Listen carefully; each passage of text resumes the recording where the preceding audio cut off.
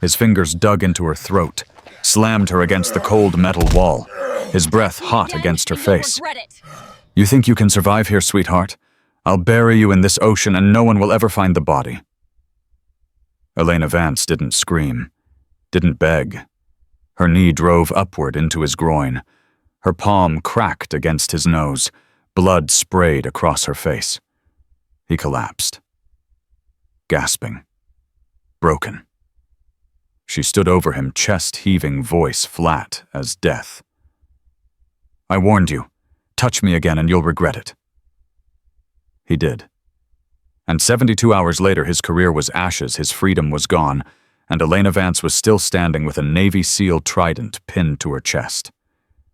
If you want to see how a 19-year-old girl destroyed an admiral and became a legend, subscribe now and stay until the end. Comment your city. I want to see how far her story travels. The bus stopped at the gates of Naval Special Warfare Center Coronado, and Elena Vance was the last one off. 143 men had already filed through those gates. Young, hungry, convinced they were going to become legends. They walked with their chests out, and their jaws set, performing toughness for each other, like actors in a war movie none of them had earned the right to star in. Elena carried a single sea bag over her shoulder. She weighed 125 pounds. She stood 5'5" in her boots. And she was about to become the first woman in history to attempt full Navy SEAL training. Not the modified version, not the integrated program some admiral's committee had designed to make everyone feel good about diversity. The real thing. The same Hell Week. The same drowning drills. The same instructors who had broken 10,000 men over 30 years. She had earned this slot the only way that mattered, by being better than every other candidate who applied. But that didn't matter to the men watching her walk through those gates. "That's her," someone muttered. "The diversity hire. Give her 3 days, maybe 4. $20 says she doesn't make it to Hell Week." Elena heard every word. She cataloged the voices, memorized the faces, and kept walking. The intake processing room smelled like sweat and industrial cleaner. A chief petty officer sat behind a metal desk, stamping papers with the mechanical rhythm of someone who had done this 10,000 times before. "Name," he said without looking up. "Vance Elena. Seaman." The stamping stopped. He looked up. His eyes traveled from her face to her shoulders, to her sea bag, and back again. "You're the female." "I'm a candidate, Chief." Something flickered in his expression. Not hostility, exactly. Something more like curiosity mixed with pity. "Room assignments in your packet. Chow Hall opens at 0500. Orientation briefing at 0600. He paused. "You know what you're walking into, Vance?" "Yes, Chief." "No, you don't." He leaned forward. "I've been processing candidates for 19 years. Best athletes in the country. Special Forces transfers, Olympic swimmers, combat veterans with 3 tours downrange. 75% of them quit before Hell Week ends. 90% of the ones who make it through still wash out eventually." He slid her packet across the desk. "You're not just fighting the training. You're fighting 143 men who think you're here to prove a point. You're fighting instructors who've never trained a woman and don't want to start. You're fighting a system that wasn't built for you and doesn't want you." Elena took the packet. Her fingers didn't tremble. "Then I'll change the system, Chief." He stared at her for a long moment. Then he shook his head and went back to his stamps. "Next candidate." The barracks hallway stretched 40 meters, lined with doors on both sides. Each door had a number. Each number represented a candidate who believed he was special. Elena found her room at the end of the hall. Single occupancy. The only single room in the building. "Privacy for the princess," a voice called out behind her. She turned. 3 men stood in the hallway. Mid-20s, built like they'd been lifting weights since middle school. The one in front had a smile that didn't reach his eyes. "Kyle Brennan," he said. "My father was a SEAL. My grandfather was a SEAL. My great-uncle died on a beach in Grenada with a trident on his chest." He stepped closer. "What's your legacy, Vance?" "I don't have one yet."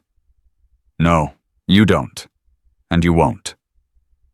He was close enough now that she could smell his cologne. Expensive.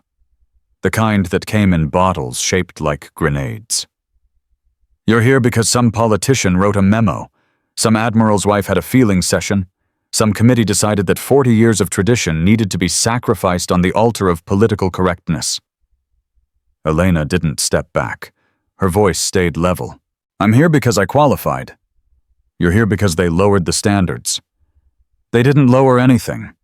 Same PST scores, same requirements, same application process." She tilted her head slightly. "If you're worried about the standards, Brennan, maybe you should focus on meeting them yourself." The smile vanished from his face.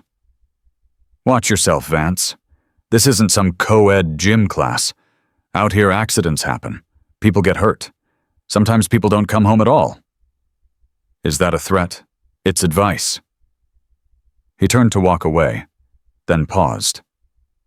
"My father's an admiral, by the way, just so you know who you're dealing with." "I'll try to remember that." He walked away. His two friends followed. Elena watched them go, memorizing their faces, their gaits, the way they held their shoulders. Her father had taught her that. Not in person, he had died when she was 3 years old, but through letters he had written before his last deployment. Letters that explained how to read people, how to identify threats, how to survive in a world that wanted you to fail. She opened her door and stepped inside. The room was small. A bed, a desk, a locker. Nothing else. She set her sea bag on the bed and pulled out the only personal item she had, brought a photograph in a cheap plastic frame. A man in dress blues holding a baby girl. His smile was wide and genuine. The baby was reaching for his face with tiny fingers. Elena propped the photo on her desk. "I'm here, Dad," she said quietly. "Just like I promised." The orientation briefing filled a room designed to intimidate. Concrete walls, metal chairs bolted to the floor, a stage at the front where 3 instructors stood like judges at a trial where everyone had already been found guilty. Elena sat in the back row. Far right seat. Clear view of the entrance, the exits, and every face in the room. The senior instructor stepped forward. Master Chief David Harmon, 52 years old, 6 deployments, 2 silver stars, a face that looked like it had been carved from driftwood and left to weather in the sun. "Welcome to Buds," he said. His voice was quiet. He didn't need to shout. The room was already silent. "Basic underwater demolition SEAL training. 24 weeks of the most demanding military training on the planet." He walked slowly across the stage, his eyes moving from face to face. "Look around you. 144 candidates. By the time this is over, maybe 30 of you will graduate, maybe 20. Some classes, it's been less than 15. He stopped in the center of the stage. "To my left is the bell. You will see it every day. You will hear it every time someone quits. When you can't take it anymore, when the pain becomes too much, when your body fails you, when your mind tells you that nothing is worth this, all you have to do is ring that bell 3 times, and it's over. Hot shower. Warm meal. Bus ticket home." His eyes found Elena in the back row, held there for 2 seconds longer than necessary. "Some of you are here for the wrong reasons. Ego, pride, something to prove. You won't last. The only candidates who survive this training are the ones who want it more than they want to breathe." He stepped back. Training begins tomorrow at 0400. Get some sleep. You're going to need it. The dining facility was loud with masculine energy. Candidates clustered in groups, establishing hierarchies, sizing each other up. The law of the pack playing out in real time. Elena took her tray to an empty table in the corner. She ate alone. She preferred it that way. Mind if I sit? She looked up. A young man stood across from her, tray in hand. Dark hair average built a face that was more thoughtful than threatening. Free country, she said. He sat down. Jake Reyes, originally from San Antonio. Elena Vance, Montana. I know who you are. He picked up his fork, started eating. Everyone knows who you are? And you're still sitting here. I figure the woman brave enough to walk into this place alone might be worth knowing. He shrugged. Besides, my grandmother raised me, taught me that courage doesn't have a gender. Elena studied him for a moment, looking for the angle, the agenda. Everyone had one. What do you want, Reyes? Nothing. Just lunch. He took a bite, chewed, swallowed. But if you're asking what I think you're going to surprise a lot of people. And I think some of those people aren't going to like being surprised. You've got opinions for someone I just met. I've been watching the way Brennan and his crew look at you, the way the instructors look at you, the way you look back at all of them. He set down his fork. You're not scared, Vance. Everyone else in this room is scared whether they admit it or not. But you're not. That either makes you crazy or dangerous. I'm hoping it's dangerous. Elena allowed herself the smallest smile. We'll see. The first training day began in darkness. 4 a.m., instructors storming through the barracks, banging on doors, screaming candidates awake. The chaos was deliberate, designed to shatter sleep-fogged minds before they could fully wake. Elena was already dressed when her door burst open. Already standing. Already waiting. The instructor who filled her doorway was new. Not one of the three from orientation. This one was younger, late 20s, maybe 30, with the build of a cruiserweight boxer and eyes that held something cold and calculating. Petty Officer First Class Marcus Drake, he said, stepping into her room.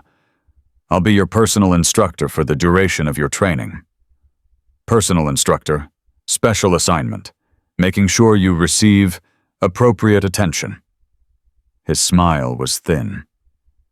Can't have you claiming we didn't take your training seriously, can we? Elena met his gaze. I didn't ask for special treatment. You didn't have to. Your presence here is special treatment. He stepped closer, close enough to violate every boundary of professional distance. Let me be clear, Vance. I don't think you belong here. I don't think women belong in combat. And I think this whole experiment is going to end with somebody getting hurt. Is that your professional assessment? That's reality. And reality doesn't care about your feelings. He turned toward the door. Formation in 5 minutes. Don't be late. He was gone. Elena stood motionless for 3 seconds. Then she reached into her sea bag and pulled out her father's first letter. The one he had written when she was still a baby. The one she had memorized before she learned to read it. Ellie, you will face men who think they can break you. They can't. They'll try with words first, then with actions. Let them try. Show them nothing. Give them nothing. And when the moment comes, and it will come, make them regret every single second they spent underestimating you. She folded the letter, placed it in her chest pocket, over her heart. Then she walked out to face the day. The grinder was a concrete courtyard designed for pain. Candidates lined up in formation, shivering in the pre-dawn cold. The Pacific Ocean roared somewhere in the darkness beyond the beach. Drake paced in front of the formation, his voice cutting through the salt air. Welcome to day 1. By the end of today, some of you will quit. By the end of this week, more of you will quit. By the end of Hell Week, most of you will quit. He stopped directly in front of Elena. Any questions? Silence. Good. We'll start with a 2-mile soft sand run. Full boots, then log PT, then surf torture, then, maybe if you're lucky, breakfast. He blew his whistle. Move. The formation broke. Candidates sprinted toward the beach.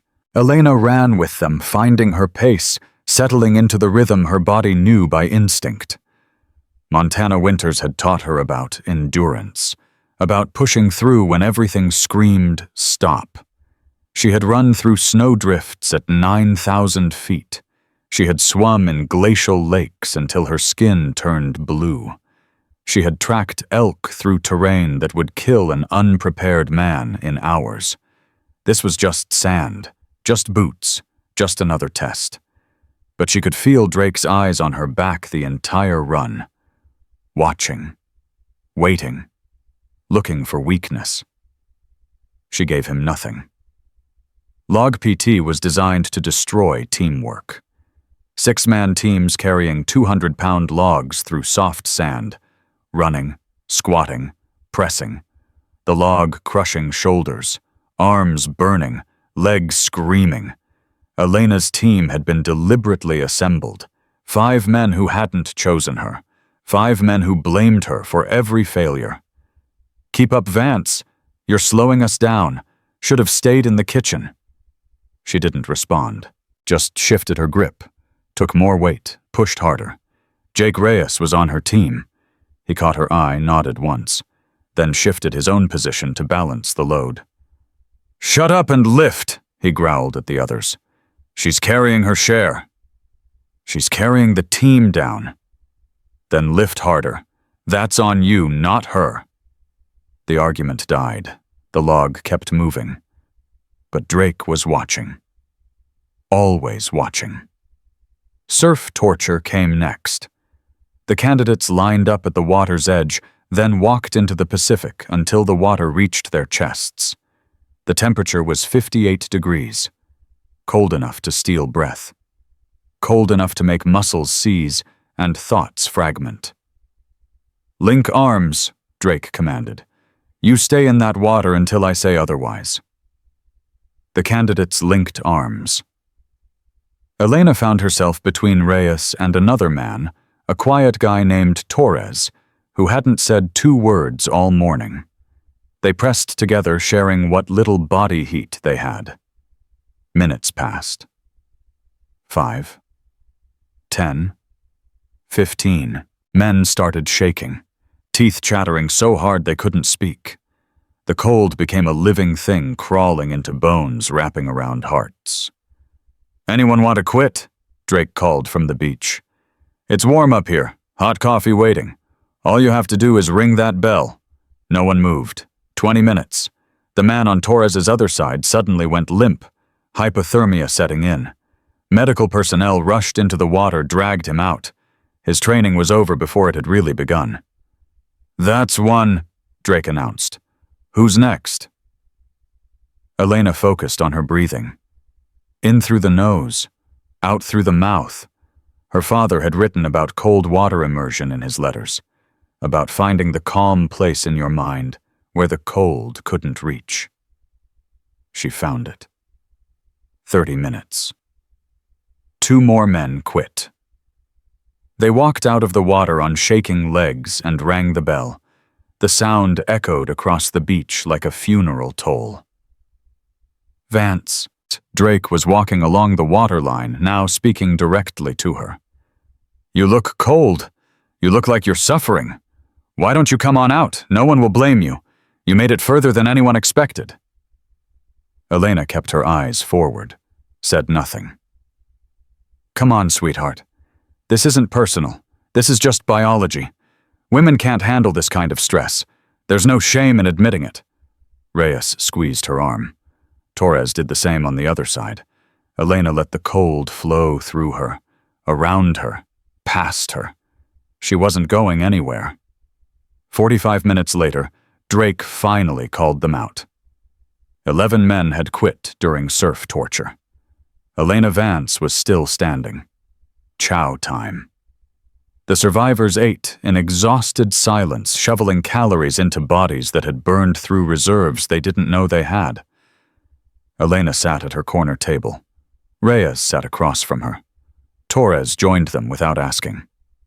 "You're tougher than you look," Torres said. First words he had spoken to her. "Thanks." Wasn't a compliment, just an observation. He took a bite of his eggs. "Drake has it out for you. You know that, right?" I noticed. "It's not just the woman thing. I heard him talking to Brennan last night. Something personal going on there." Elena looked up. "What kind of personal?" "Don't know. But Brennan's father made a phone call. Next thing you know, Drake gets assigned as your personal instructor." Torres shrugged. "I'm just saying, watch your back." "I always do." Reyes leaned in. "If they're coordinating against you, we need to coordinate back. Torres and I can—" "No." Elena's voice was firm. "I appreciate the offer, but if I survive this, it has to be on my own merits. If I use a support network, they'll say I couldn't hack it alone. That's stupid. That's reality." She stood, picked up her tray. "But I won't forget the offer." She walked away before either of them could argue. Day 1 became Day 2. Day 2 became Day 3. The training was relentless. 4 a.m. wake-ups, 20-hour days, sleep measured in minutes instead of hours. Candidates dropped like flies. The bell rang so often it became background noise. By the end of the first week, 43 men had quit. 12 more had been medically discharged. Elena was still standing, but Drake wasn't letting up. He assigned her extra punishment for infractions no one else received. A bootlace slightly loose 50 burpees. A rucksack not perfectly aligned 2-mile sand run. A response that was half a second too slow surf torture while the others ate dinner. She took it all. Said nothing. Gave nothing. But the pressure was building. It happened on Day 8. Evening. The equipment room. Elena was cleaning her dive gear for tomorrow's pool evolution. Alone. The door opened. Closed. Drake stood there, blocking the exit. "We need to talk, Vance." "About what, petty officer?" He walked closer. Slowly. Deliberately. "About your future in this program." "My future is my concern." "No. See, that's where you're wrong." He was within arm's reach now. "Your future is my concern, because I decide whether you pass or fail. I decide whether you make it to Hell Week. I decide whether your dream lives or dies." Elena set down the dive gear. Her hands were steady. "Is there a point to this conversation?" "The point is this." He leaned in, close enough that she could smell tobacco on his breath. "You don't belong here. You never did. And the easiest thing for everyone would be if you just went away. I'm not going anywhere. See, I thought you might say that." His hand came up, grabbed her shoulder, squeezed hard enough to leave bruises. "So let me make this clearer." He pulled her toward him. "Some accidents are harder to explain than others. A slip during a night swim, a fall during rock portage, equipment that malfunctions at the wrong moment." His grip tightened. "I've been doing this for 12 years. I know how to make things happen, and I know how to make sure no one asks questions afterward." Elena didn't struggle, didn't panic. Her voice came out flat and cold. "Take your hand off me. Or what? You'll report me, your word against mine. And sweetheart, my word carries a lot more weight around here than yours. I won't ask again." He laughed. The sound was ugly. "What are you going to do, Vance? Hit me. That would solve all my problems. Assault on an instructor. Immediate discharge. Probably criminal charges. Your career ends tonight." For a long moment, nothing moved. Then Elena spoke, her voice barely above a whisper. "My father was a SEAL. Did you know that—" Drake's grip loosened slightly. Confusion flickered across his face. "Chief Petty Officer Thomas Vance, killed in Fallujah in 2006. Bronze Star, Purple Heart. He wrote me letters before he deployed. Taught me things. About tactics. About pressure points. About what happens to the human body when you know exactly where to strike." She looked up at him. Her gray-green eyes were completely calm. "Right now, my thumb is half an inch from your brachial plexus. If I press hard enough, your entire right arm goes numb for 6 hours. Your grip strength drops to 0, and there's no bruise, no evidence, nothing for anyone to see." Drake's face changed. "You're bluffing. My father didn't raise me to bluff." A long moment passed. Then Elena moved. Not a strike, just a slight shift of her body weight, a repositioning of her hand. Drake released her shoulder like he had been burned. "Touch me again," Elena said quietly, "and you'll regret it." He stared at her. His face cycled through emotions, anger, confusion, something that might have been fear. "This isn't over, Vance." "No, it's not." He turned and walked out. Elena stood alone in the equipment room, her heart beating steady at 72 beats per minute. Her father had taught her that too. How to stay calm when everything around you was chaos. She picked up her dive gear and went back to cleaning it. Tomorrow was another day. And Hell Week was coming. 3 days later, Kyle Brennan approached her on the grinder. "I heard you had a conversation with Drake," he said, his voice low so the others couldn't hear. "News travels fast. My father's an admiral. Nothing happens on this base without him knowing." Brennan's smile was cold. "You made a mistake, Vance. Drake was going to make your life difficult. Now he's going to make it impossible." "I'll take my chances." "No, you won't." He stepped closer. "Because here's what's going to happen. During Hell Week, something bad is going to happen to you. Maybe a training accident. Maybe equipment failure. Maybe you just disappear during a night evolution." Elena met his gaze without flinching. "And you're telling me this because I want you to know. I want you to spend every day between now and Hell Week knowing it's coming, and knowing there's nothing you can do to stop it." He turned to walk away. "Sleep well, Vance, while you still can." He walked away. Elena watched him go. Then she pulled out a small notebook from her pocket and wrote down the date, time, and exactly what Brennan had said. Word for word.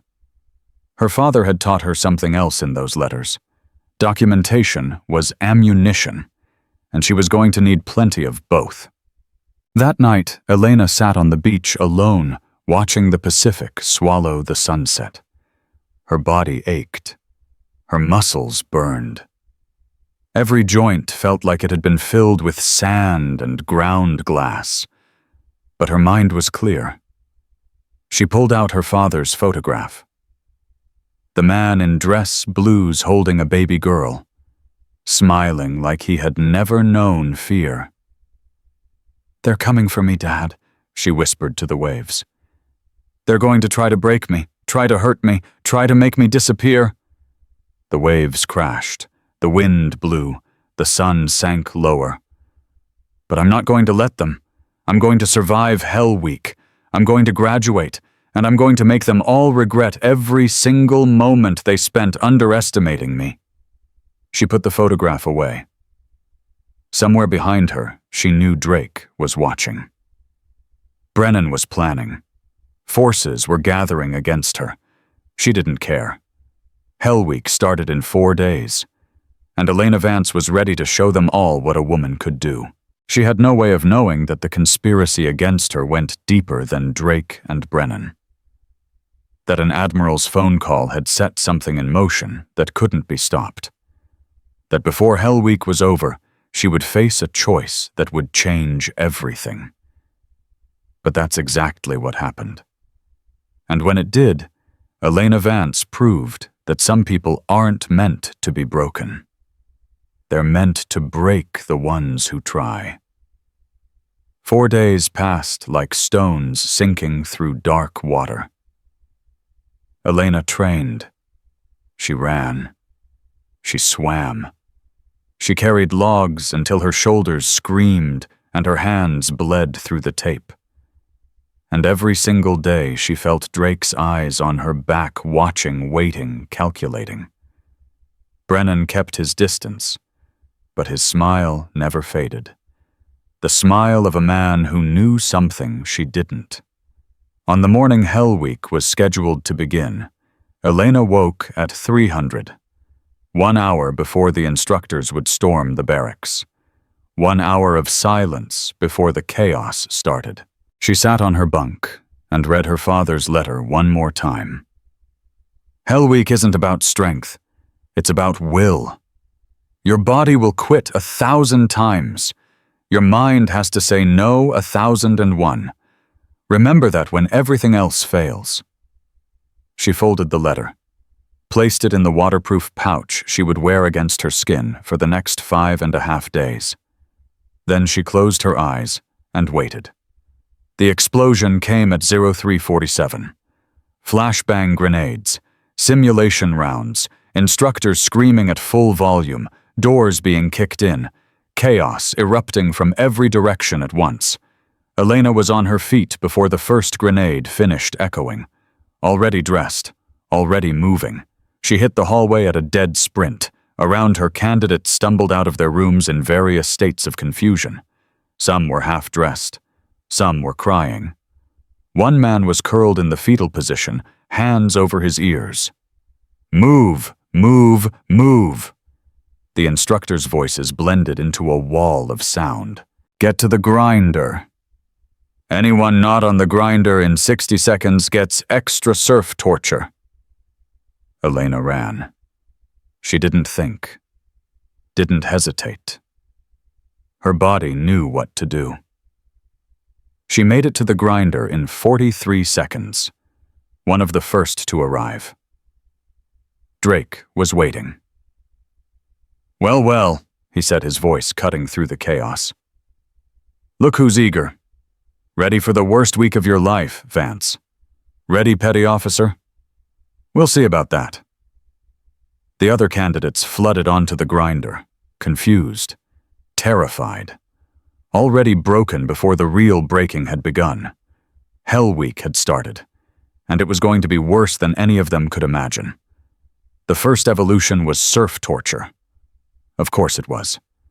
The instructors loved starting with cold, because cold stripped away everything, pride, confidence, the illusion that willpower was enough. 112 candidates waded into the Pacific. The water temperature had dropped to 54 degrees overnight. Cold enough to stop hearts, cold enough to steal souls. Link arms, Master Chief Harmon commanded. You will stay in this water until I decide you've earned the right to leave. Elena found herself between Reyes and Torres. The three of them had become an unofficial team over the past week. Not friends exactly, something more practical.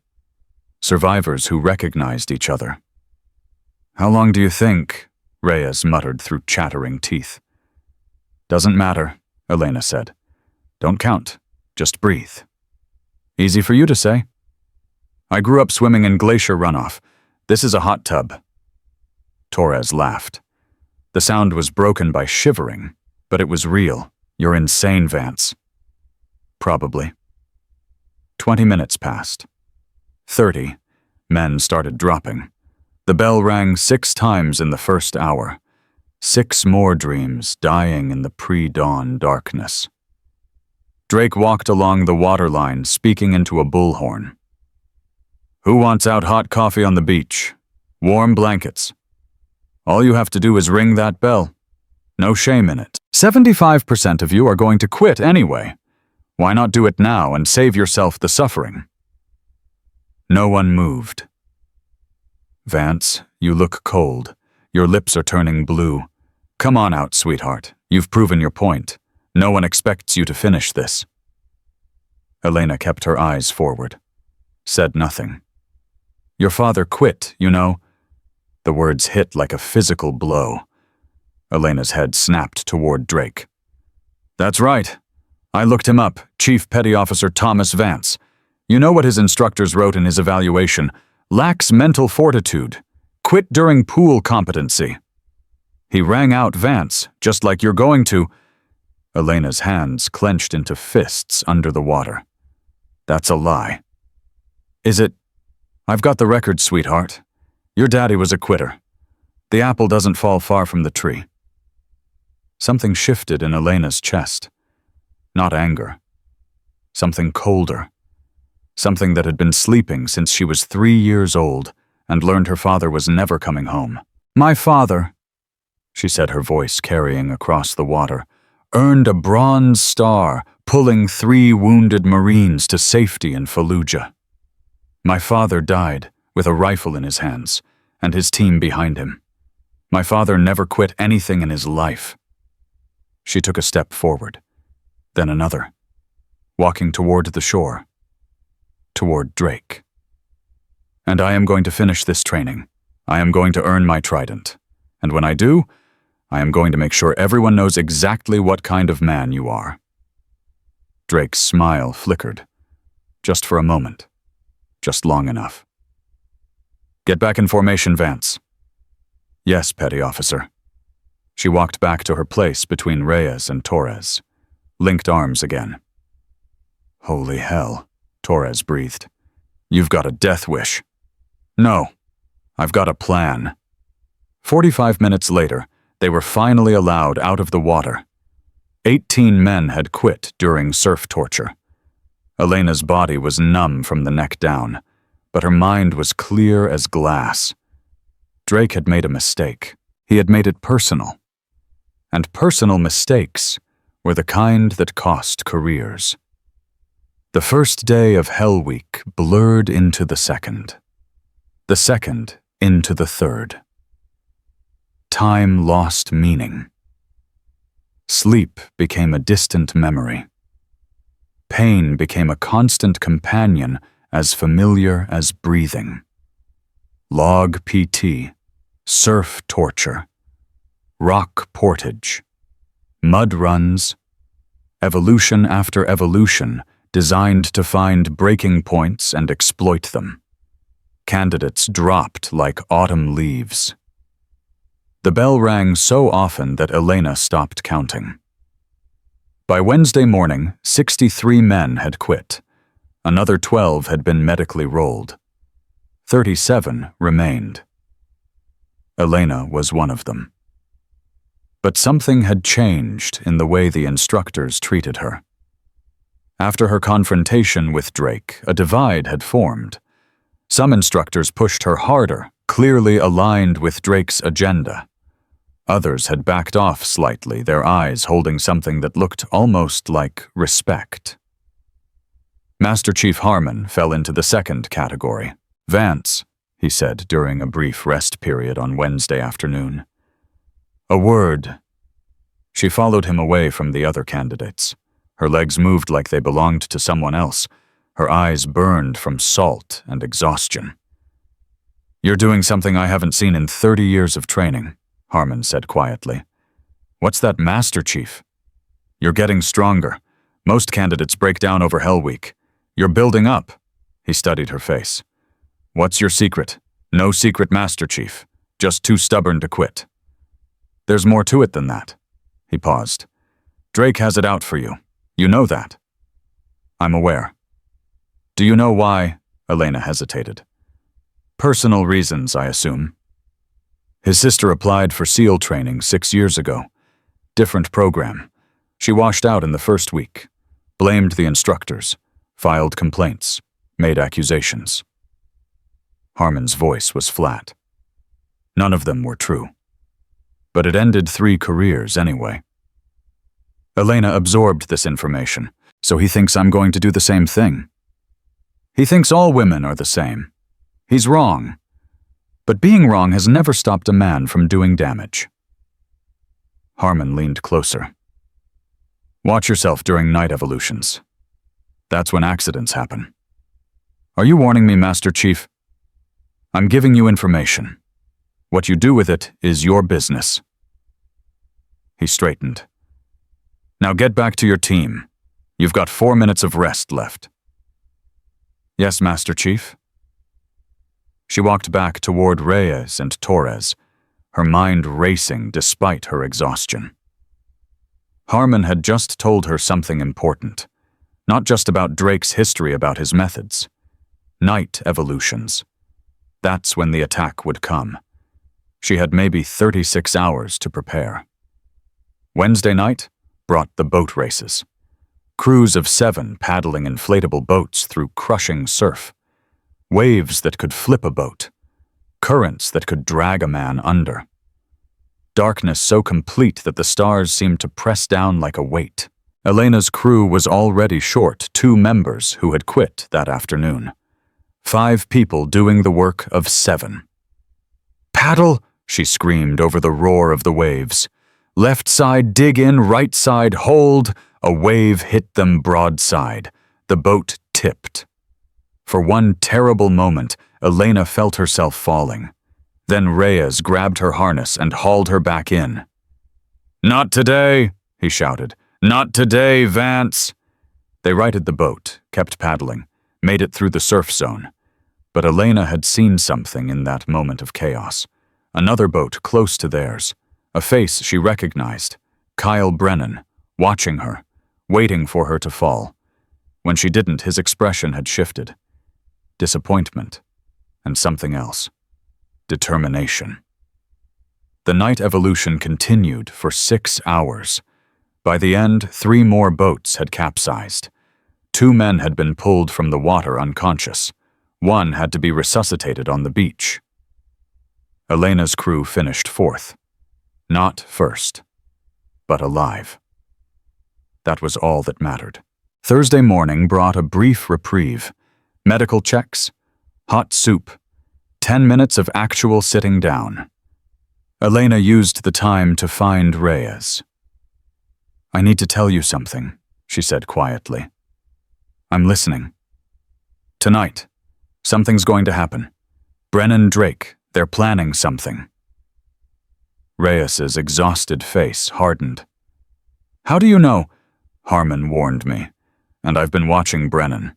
He's been too calm, too patient. He's waiting for something.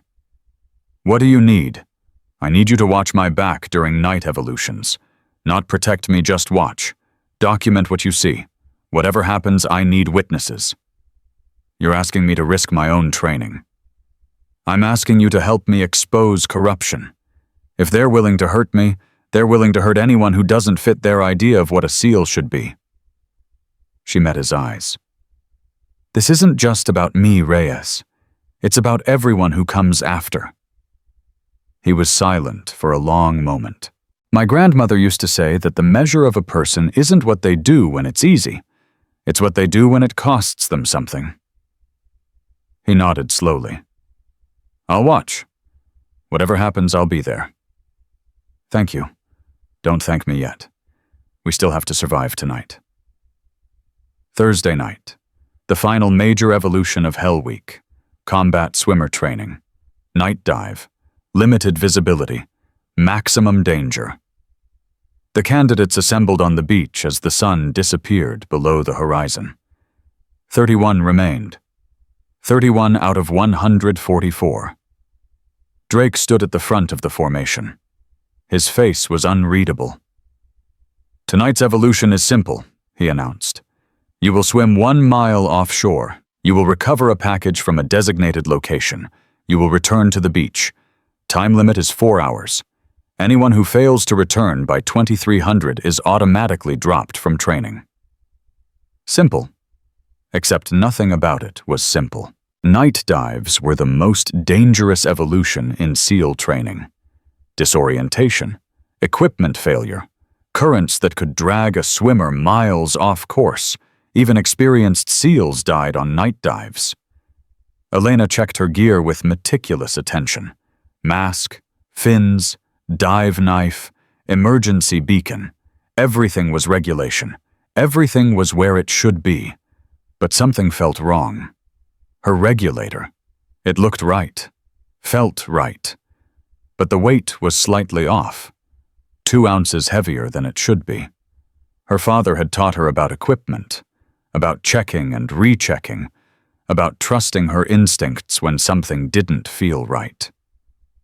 "Reyes," she breathed. "I need you to look at something." He moved closer, pretending to adjust his own gear. She handed him the regulator. "Feel the weight. Tell me if that's normal." He hefted it. His eyes widened. "That's not normal. There's something inside. Extra weight on the second stage. Can you check it without being obvious?" Reyes's hands moved quickly professionally. He had trained as a dive technician before joining the program. His fingers found the issue in seconds. "Someone modified your first stage. The breathing membrane is compromised. You go below 30 feet, and this thing is going to fail." Elena's blood went cold. "Fail how?" "Free flow. Massive air loss. At depth, you'd have maybe 90 seconds before your tank empties. In the dark, in open water with a mile to swim." He shook his head. "You'd drown before you reached the surface." Torres had drifted close enough to hear. His face went pale. "That's murder," he whispered. "That's actual murder." "That's Drake," Elena said quietly. "And probably Brennan. What are you going to do?" Elena looked at the regulator in Reyes's hands. Evidence. Real physical evidence of attempted murder. But if she reported it now, they would deny everything. Claim she sabotaged her own equipment to create sympathy. Blame a manufacturing defect. Make it disappear. She needed more. "Switch regulators with me," she said to Reyes. "What no, but absolutely not. You're a stronger swimmer. If something goes wrong, you'll have a better chance of making it back. And I need you alive to testify." "Vance, this is insane."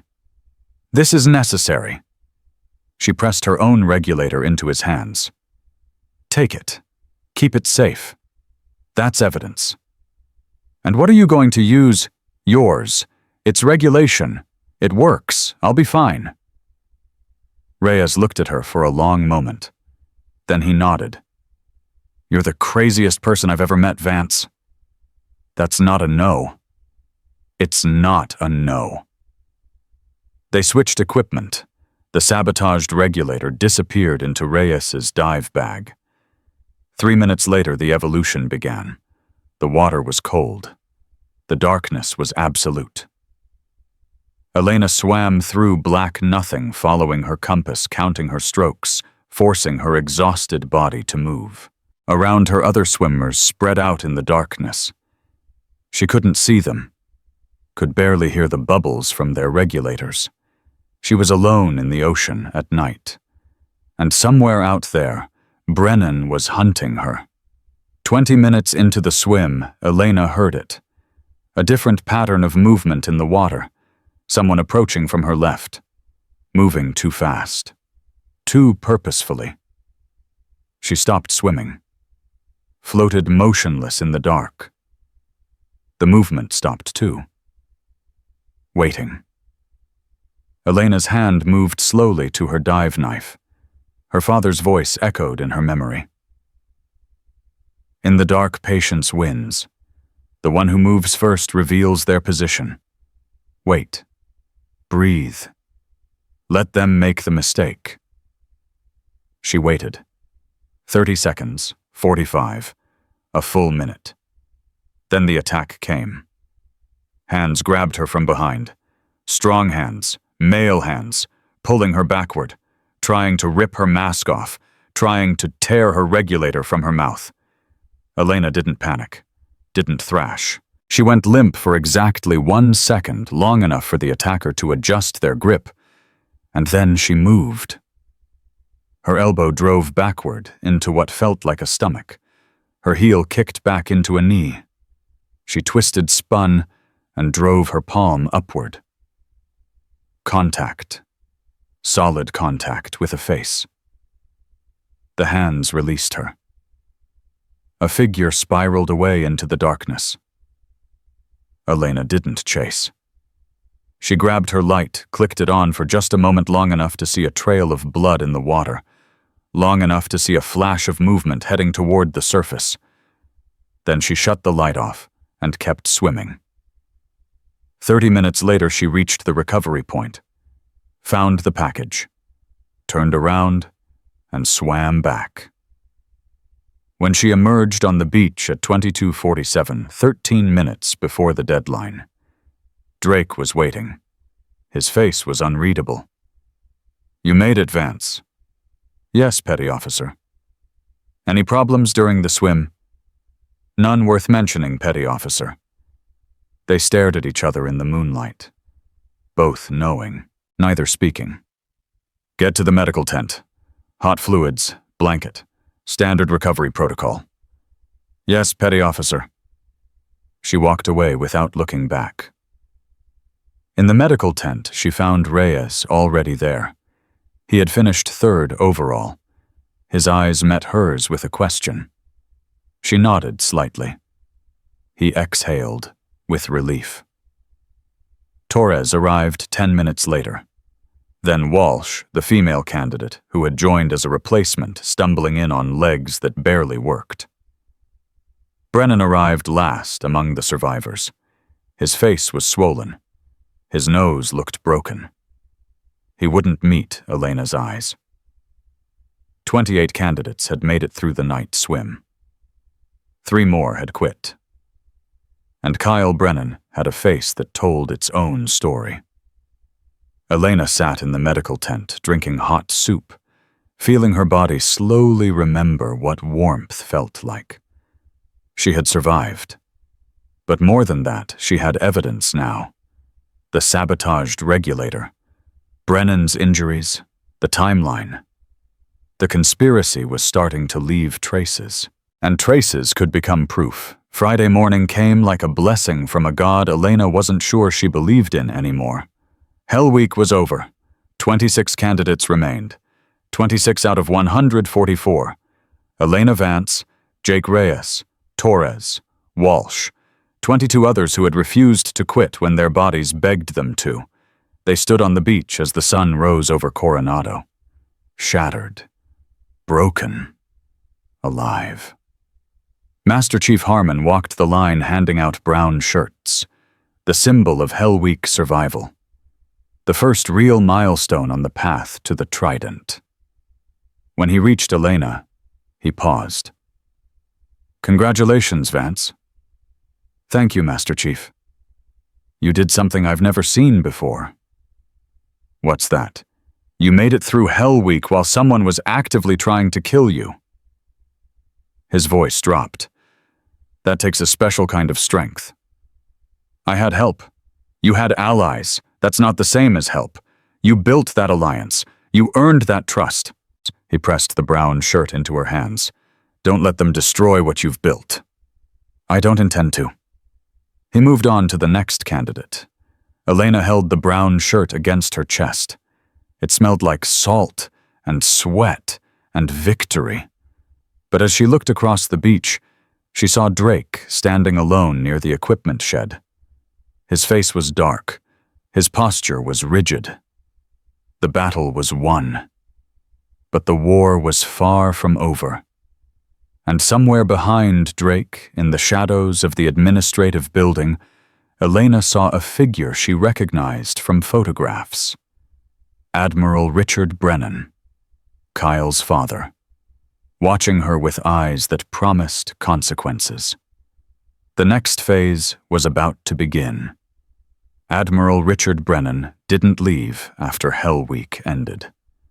Elena noticed him everywhere over the next 3 days.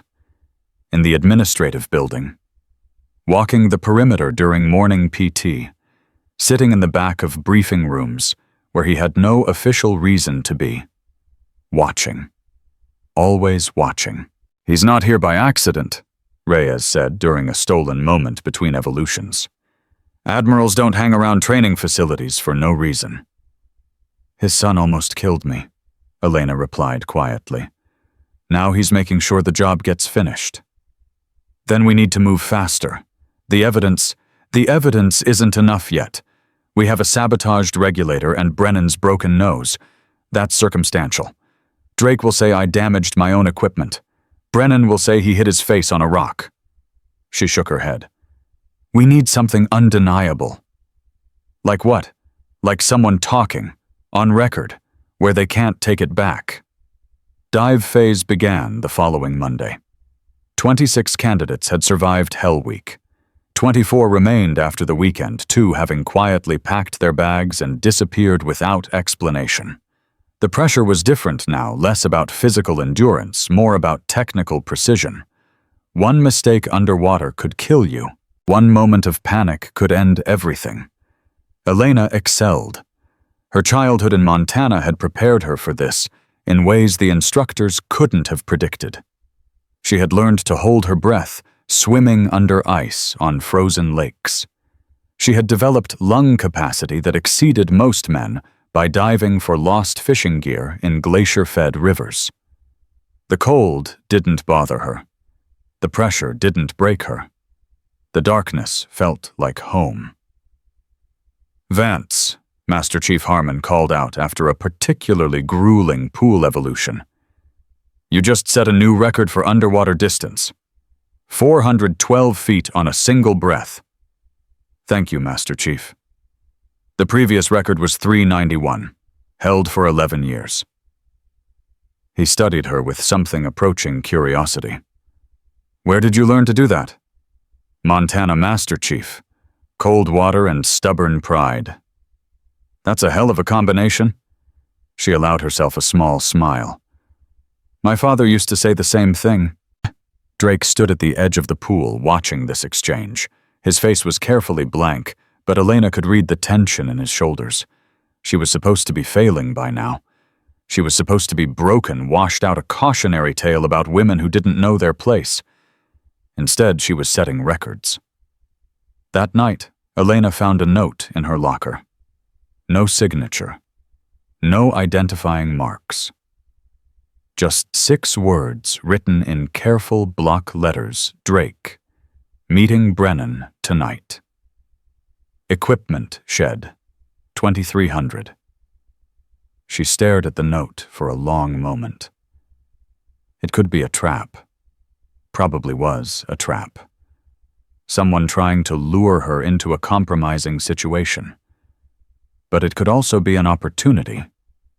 She found Torres in the chow hall. I need your help with something. Name it. I need you to be somewhere tonight, watching, recording if possible. Torres set down his fork. This about Drake. This about ending Drake. He was silent for a moment. Then he nodded slowly. Tell me where and when. At 22:45, Elena positioned herself behind a supply container 50 meters from the equipment shed. Torres was on the opposite side, closer to the building, his phone ready to record through a gap in the ventilation slats. At 22:58, Drake arrived. Alone. He looked around carefully, then entered the shed. At 23:03, a second figure appeared. Not Kyle Brennan. Elena recognized the silhouette immediately.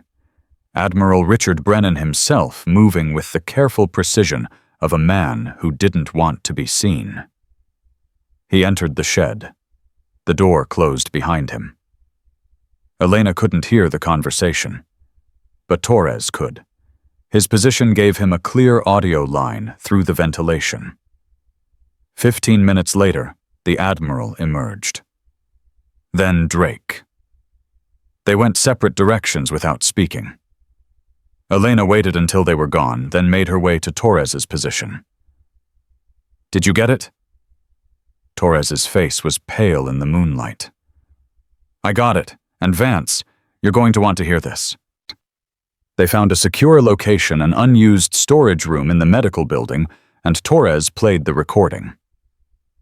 Admiral Brennan's voice came through clearly. The situation has become unacceptable. She should have been eliminated during Hell Week. Drake. Sir, the night swim was supposed to handle it. Something went wrong. Something went wrong because you're incompetent. My son came back with a broken nose. Now she has evidence. The regulator is gone, sir. I disposed of it personally. You disposed of nothing.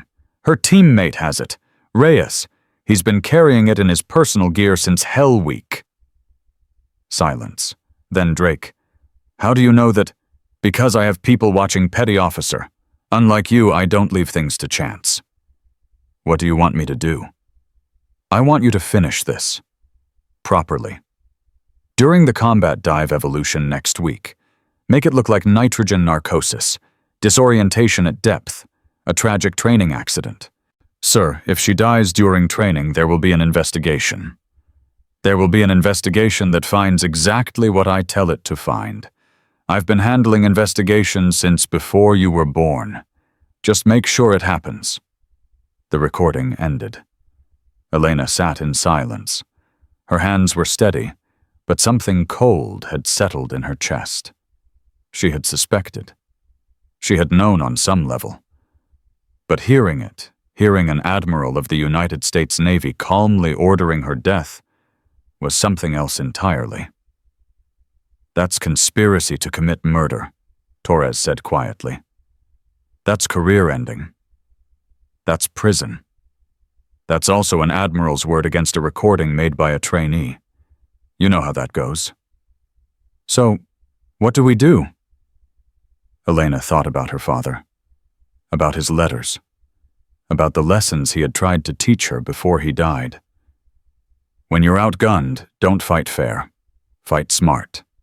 Make them destroy themselves. We don't do anything, she said finally. Not yet. We wait. We gather more. And when the time comes, we make sure they can't bury it. And what about the combat dive evolution? They're planning to kill you. Let them plan. Her voice was cold. I'll be ready.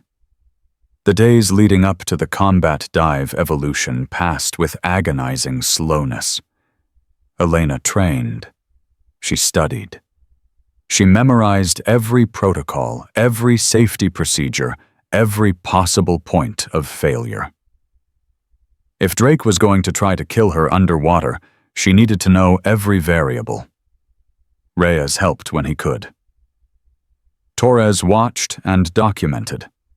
Walsh, who had become quietly loyal since Elena had helped her during Hell Week, started positioning herself as a witness to Drake's behavior. He's getting nervous, Walsh reported after a classroom session. I saw him talking to Kyle Brennan outside the admin building. They both looked scared. Scared is good, Elena said. Scared people make mistakes. Scared people also do desperate things. That too. The night before the combat dive, Elena received a visitor. Senior Chief Hannah Cole, the woman who had warned her weeks ago about Drake's history. She appeared at Elena's quarters, after lights out, moving with the quiet efficiency of someone who had spent years not being noticed. We need to talk, Cole said. About what's going to happen tomorrow. Cole sat down on the edge of Elena's bunk. I've been watching. I know about the recording. I know about the sabotaged equipment. And I know what Admiral Brennan is planning. How? Because I've been investigating Marcus Drake for 3 years, long before you got here. Cole's eyes were hard. He's done this before Vance. Not murder, not quite, but he's destroyed careers, driven out anyone who threatened his position, women especially, but not only women, anyone who didn't fit his idea of what a SEAL should be. Elena absorbed this. Why are you telling me now? Because tomorrow he's going to try to kill you, and I can't let that happen. Cole reached into her pocket and pulled out a small device. This is a secondary emergency beacon, military grade, waterproof to 500 feet. If something goes wrong during the dive, anything at all, you activate this. I'll have people in the water within 90 seconds. You have people positioned already. I have people who believe the same things I believe, that this institution is being corrupted from within, that Drake is a symptom of a larger disease. She pressed the beacon into Elena's hand. Take it. Use it if you have to. And when this is over, when you have enough evidence to bring them down, I'll be there to back you up. Why are you risking this for me? Cole was quiet for a moment. My daughter wanted to be a SEAL. 10 years ago, before any program made it possible. She applied anyway, submitted her packet, got laughed out of every office she walked into. Her voice tightened. She's a civilian now, works in a bank, hates every minute of it, but she had something, that same fire I see in you, and they took it from her before she even got a chance. I'm sorry. Don't be sorry. Be successful. Cole stood. Tomorrow, you survive. Whatever it takes, you survive. And then you tear down every single person who tried to stop you. She left without another word. Elena held the beacon in her hand, feeling its weight. Another ally. Another piece of the network she was building. Her father had been right. You couldn't fight power alone. But you could fight it with people who believed in something bigger than themselves. The combat dive evolution began at 0600. 22 candidates. Full combat rigs. Night vision equipment. Simulated weapons. The objective: infiltrate a mock enemy facility via underwater approach, complete a reconnaissance mission, and extract without detection. Standard training.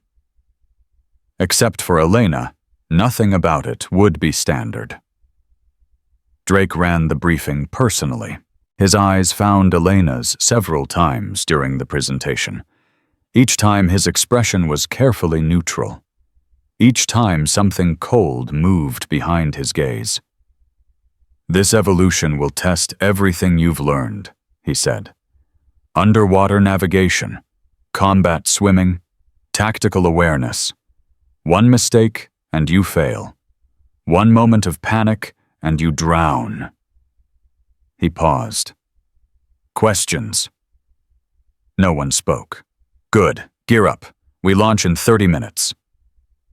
Elena moved through her pre-dive checks with methodical precision. Mask, fins, dive computer, primary regulator, secondary regulator. She checked each piece 3 times, looking for any sign of tampering. Everything was clean. That worried her more than finding something wrong. Drake was smart enough to know she'd check her equipment, which meant whatever he had planned would happen during the dive itself. Vance. Reyes appeared at her side, already geared up. You ready? As I'll ever be. I'll be within visual range the whole time. Anything goes wrong, I'm there. No. You stay with your team. Complete the mission. If something happens to me and you're nearby, they'll say you were involved. That's stupid. That's strategic. I need you clean for what comes after. He stared at her. You're planning something. I'm planning to survive. Everything else is secondary. The water was cold and dark. Elena descended through blackness, following the compass heading she'd memorized, counting her kicks to track distance.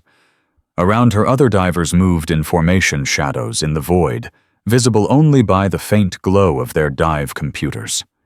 The mock facility was 600 meters offshore, anchored to the seafloor at 40 feet. The approach required navigating through a kelp forest around a rock formation and into a narrow channel that simulated a harbor entrance. Elena was in the lead element. 4 divers total. She was point. The first sign of trouble came at the 200-meter mark. Her dive computer flickered. Once, twice. Then the display scrambled into meaningless static. Sabotage. Electronic interference. Someone had compromised her navigation equipment.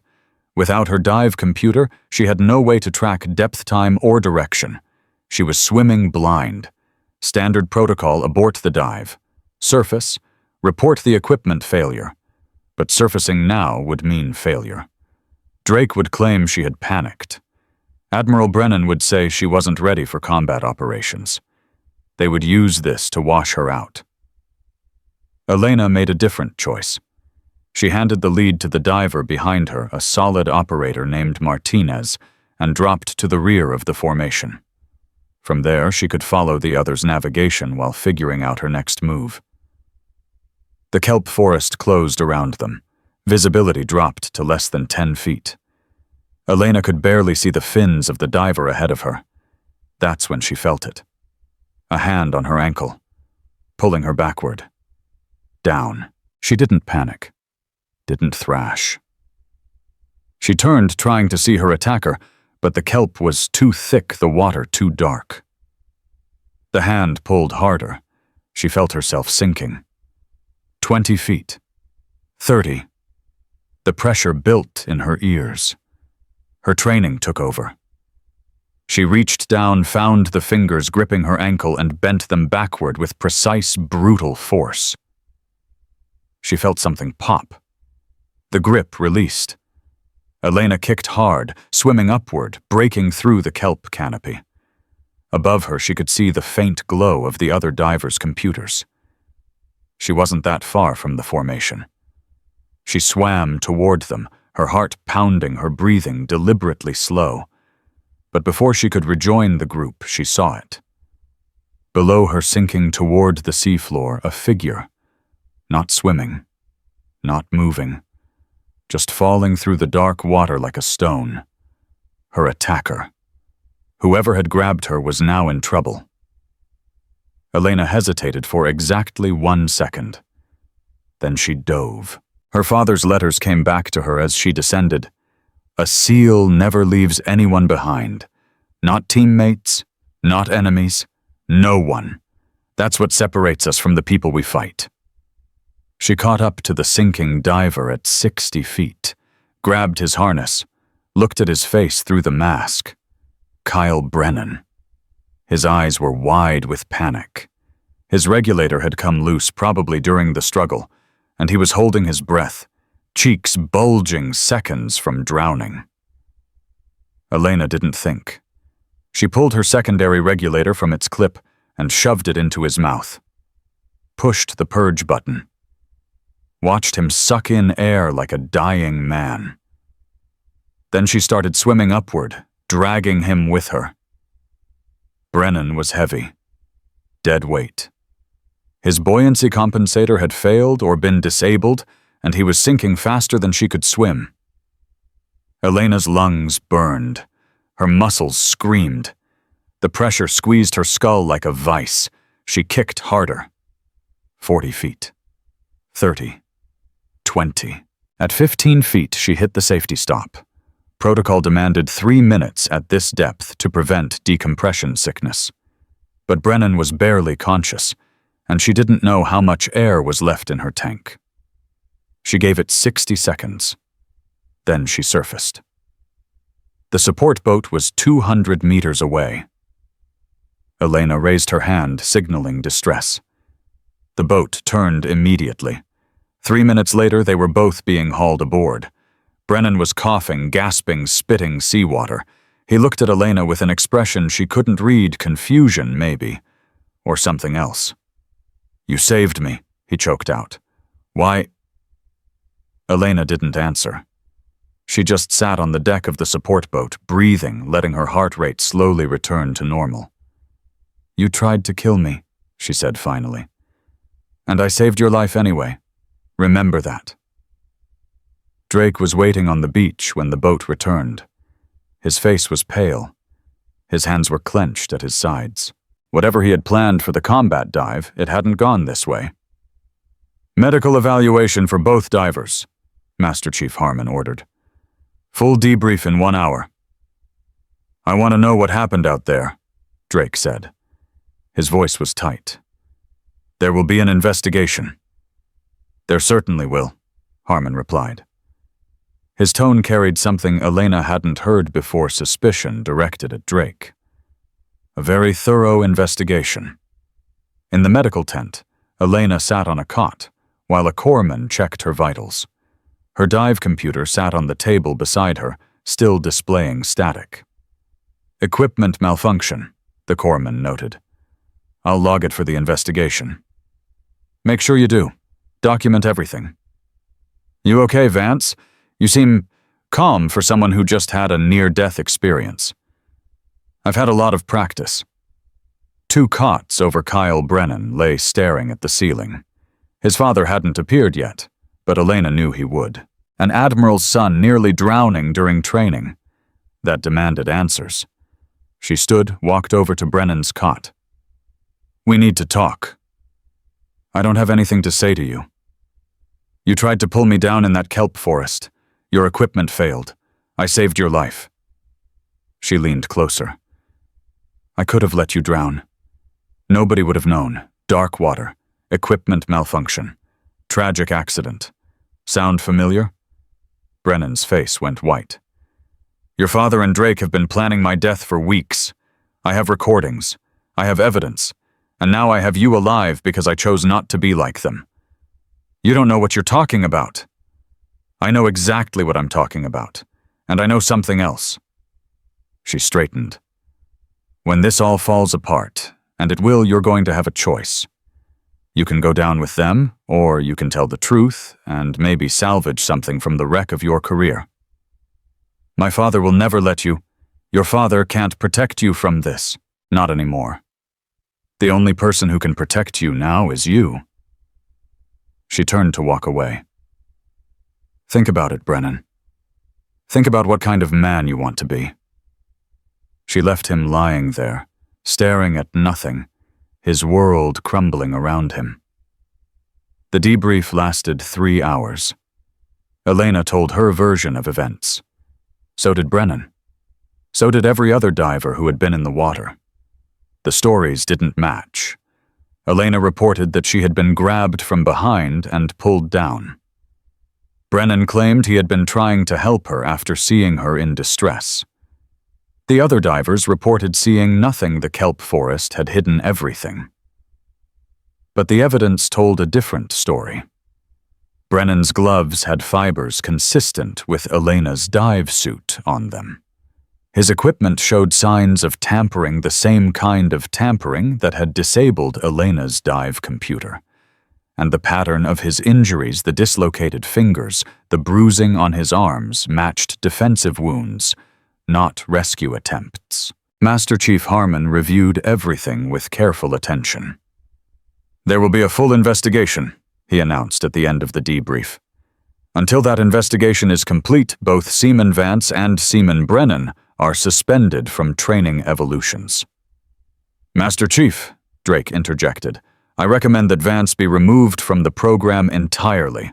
Her reckless behavior endangered Petty Officer Drake. Harmon's voice was cold. You are also under investigation. Until further notice, you are relieved of training duties. The room went silent. Drake's face cycled through shock, anger, and something that looked almost like fear. On what grounds? On grounds that will be explained to you by NCIS when they arrive tomorrow morning. Harmon stood. This debrief is concluded. Everyone is dismissed. NCIS, Naval Criminal Investigative Service, the people who investigated serious crimes within the Navy. Murder, espionage, corruption.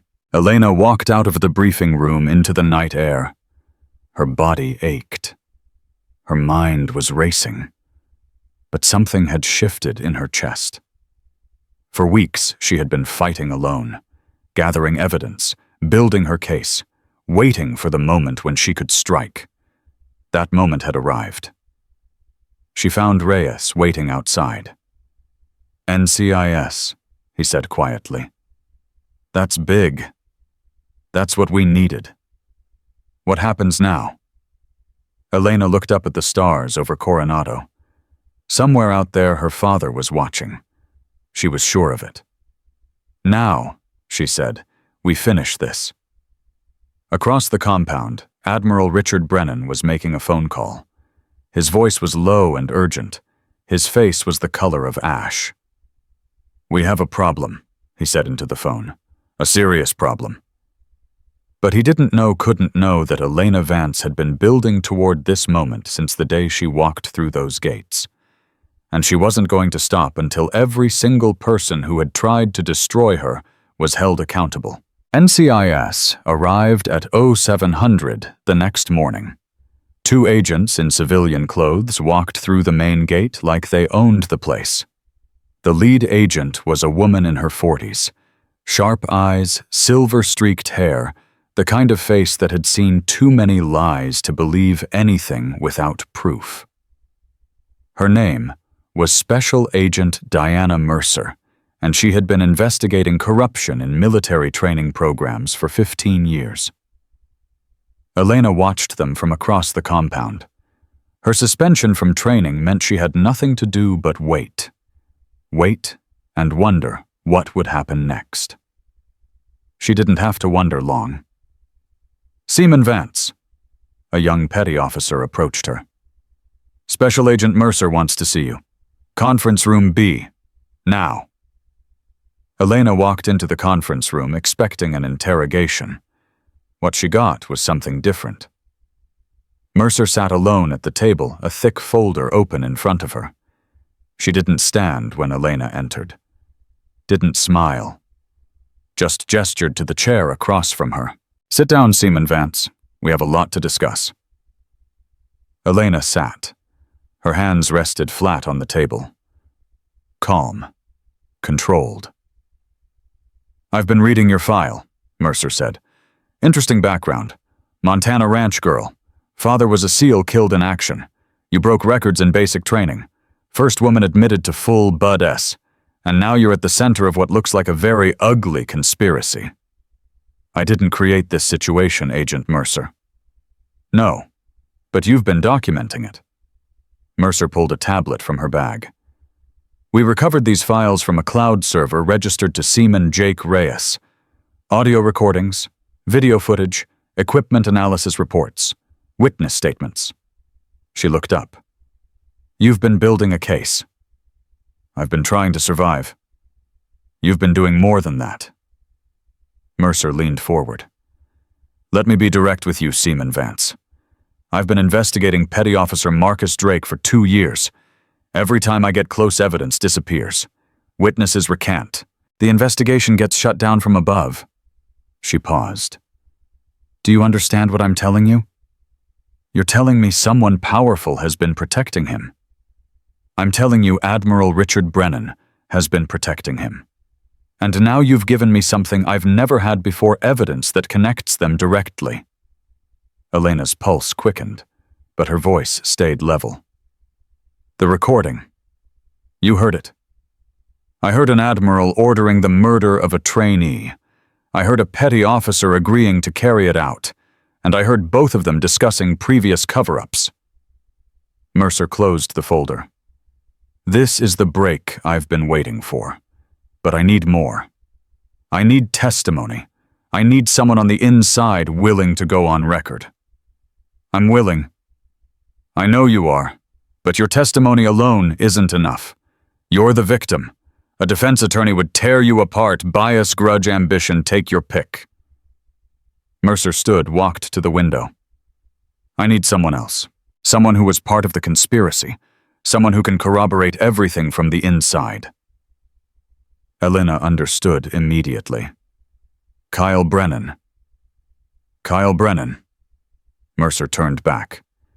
"He's scared. His father is pressuring him to stay quiet. But he's also facing serious charges: assault, attempted murder, conspiracy. If he cooperates, I can offer him a deal. Reduced charges. No prison time. A chance to start over. And if he doesn't cooperate, then he goes down with his father. 20 years minimum. His naval career is over either way, but the question is whether he spends those years in a cell or building something new." Elena thought about the moment in the medical tent. The look on Brennan's face when she told him she had saved his life. The confusion. The shame. Something had cracked in him that day. "Let me talk to him," she said. "That's not protocol."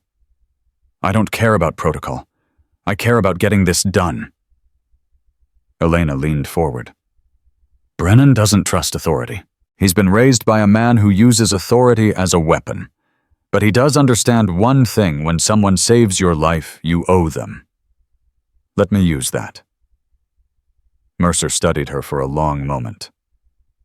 You're asking me to let the victim negotiate with her attacker. I'm asking you to let me finish what I started. Silence stretched between them. 1 hour, Mercer said finally. Supervised, recorded, and if he lawyers up, we're done. He won't lawyer up. He knows a lawyer means his father takes control again.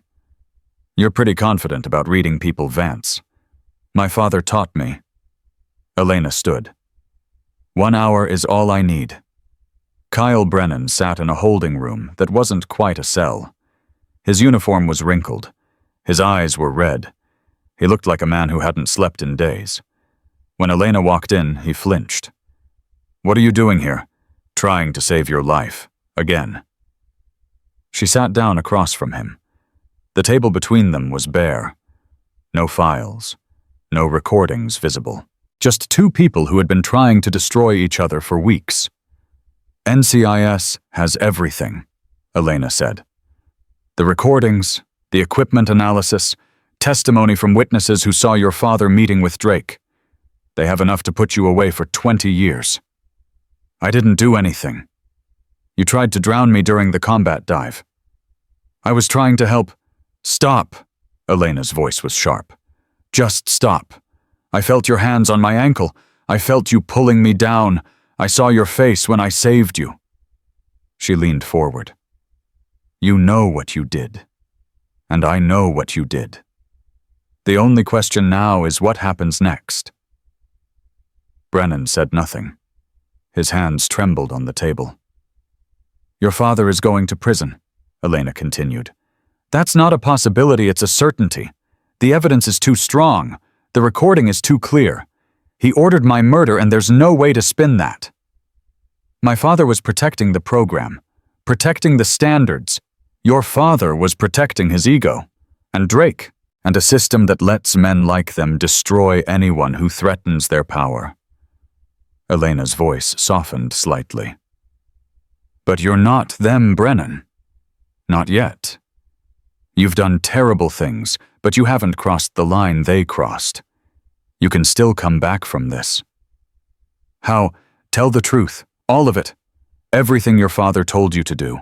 Everything Drake told you to do. Every conversation, every plan, every moment you knew something was wrong and did it anyway. If I do that, I'm betraying my family. Your family betrayed you first. They turned you into a weapon. They aimed you at me and pulled the trigger, and when it didn't work, they were going to let you take the fall. Brennan's head snapped up. What are you talking about? Elena pulled out her phone, played a recording she hadn't shared with Mercer yet. Admiral Brennan's voice speaking to Drake.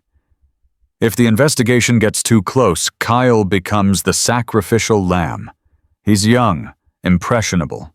We'll say he acted alone. Misguided loyalty. The court will give him a slap on the wrist and this all goes away.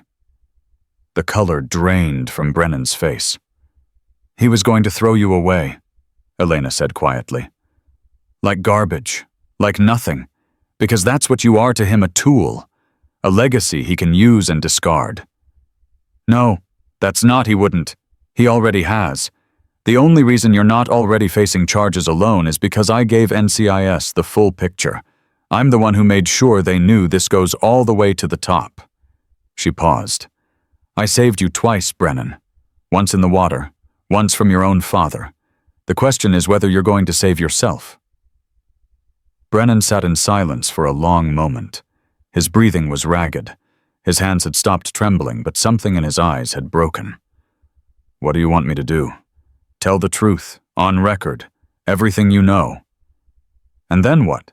And then you live with it, like the rest of us. He looked at her, really looked at her for the first time since they had met. Why are you doing this? I tried to kill you. Why would you help me? Elena thought about the question, thought about her father's letters, thought about the kind of person she wanted to be. Because someone has to break the cycle, she said. Someone has to be better than the people who came before. And maybe if I show you that's possible, you'll show someone else someday. Brennan closed his eyes. When he opened them again, something had changed. Okay, he said. I'll talk. The formal interview lasted 4 hours. Kyle Brennan told NCIS everything. The conversations with his father, the meetings with Drake, the plan to sabotage Elena's equipment, the decision to attack her during the combat dive. Every detail, every moment, every choice that had led them to this room. Elena watched through a one-way mirror. Senior Chief Cole stood beside her. "You did something remarkable today," Cole said quietly. "I did what needed to be done." "No, you did more than that. You gave him a chance to be human again. Most people in your position would have wanted revenge." Elena thought about that. "Revenge doesn't change anything. It just creates more victims." "Your father taught you well." "My father taught me to fight. I taught myself when to stop." The interview ended at 1400. Mercer emerged from the room looking tired but satisfied. "We have enough," she said. "Brennan's testimony combined with the recordings and physical evidence gives us everything we need. I'm issuing arrest warrants for Admiral Richard Brennan and Petty Officer Marcus Drake." "When? Now?" Mercer's eyes were hard. "I've waited 2 years for this moment. I'm not waiting another minute." The arrest of Admiral Richard Brennan sent shockwaves through the entire naval special warfare community. Elena wasn't there when it happened. Mercer had insisted she stay in the conference room for her own protection, but Torres brought her updates in real time. They found him in the admin building. He tried to make a phone call probably to some JAG friend, but Mercer shut it down. He kept saying there had been a mistake, that this was all a misunderstanding. And Drake tried to run, made it about 200 meters before the MPs caught him. He was screaming about how he was a patriot, how he was protecting the teams from people who didn't belong. Elena absorbed this information. She felt something, satisfaction maybe, or relief, but it was distant, muffled, like watching a storm through thick glass. "It's over," Torres said. "You won." "It's not over. Not yet." She was right. At 1630, Master Chief Harmon called an emergency formation. Every candidate, every instructor, every support staff member on the compound was required to attend. Elena stood in the back row. She had considered staying away. Her suspension was technically still in effect, but something told her she needed to be there, needed to see this through. Harmon stood at the front of the formation, his face grave. "I'm going to be brief," he said. "Today, 2 members of this command were arrested by NCIS on charges of conspiracy attempted murder and conduct unbecoming. Admiral Richard Brennan and Petty Officer First Class Marcus Drake are currently in federal custody awaiting trial." Murmurs rippled through the formation. Harmon let them continue for a moment, then raised his hand for silence. "These arrests are the result of an investigation that revealed serious misconduct within our training program. For years, certain individuals have used their positions to target and eliminate candidates they considered undesirable. This ends today." He paused, his eyes finding Elena in the back row. Seaman Elena Vance was one of their targets. She was subjected to harassment, sabotage, and multiple attempts on her life. She responded by doing exactly what we train our operators to do. She gathered intelligence-built alliances and executed a strategic plan that exposed corruption at the highest levels. Harmon stepped forward. Seaman Vance, front and center. Elena walked through the formation. 100 eyes on her. 100 judgments being revised in real time. She stopped in front of Harmon, came to attention. "Your suspension is lifted effective immediately. You will resume training with your class tomorrow morning. He extended his hand. Welcome back, Seaman Vance. She shook his hand. Her grip was firm. Her eyes were dry. Thank you, Master Chief. Don't thank me. You earned this. Every bit of it. The formation was dismissed. Candidates dispersed across the compound, talking in hushed voices about what had just happened. The world had shifted under their feet, and none of them quite knew how to stand anymore. Reyes found Elena near the chow hall. That was something, he said. That was justice. Finally. You okay? Elena considered the question. I don't know yet. Ask me tomorrow. Fair enough. He paused. Listen, I just wanted to say what you did for Brennan, giving him a chance to testify instead of just letting him burn. That took something. It took remembering that he was a person, even after everything he did. Not everyone would have remembered that. My father would have. She looked up at the sky. The sun was setting over Coronado, painting everything gold and red. He wrote me a letter once about a prisoner they captured in Iraq, a man who had killed 2 of his teammates. My father was the one who stopped the others from executing him on the spot. Why? Because he said the measure of a warrior isn't what they do to their enemies.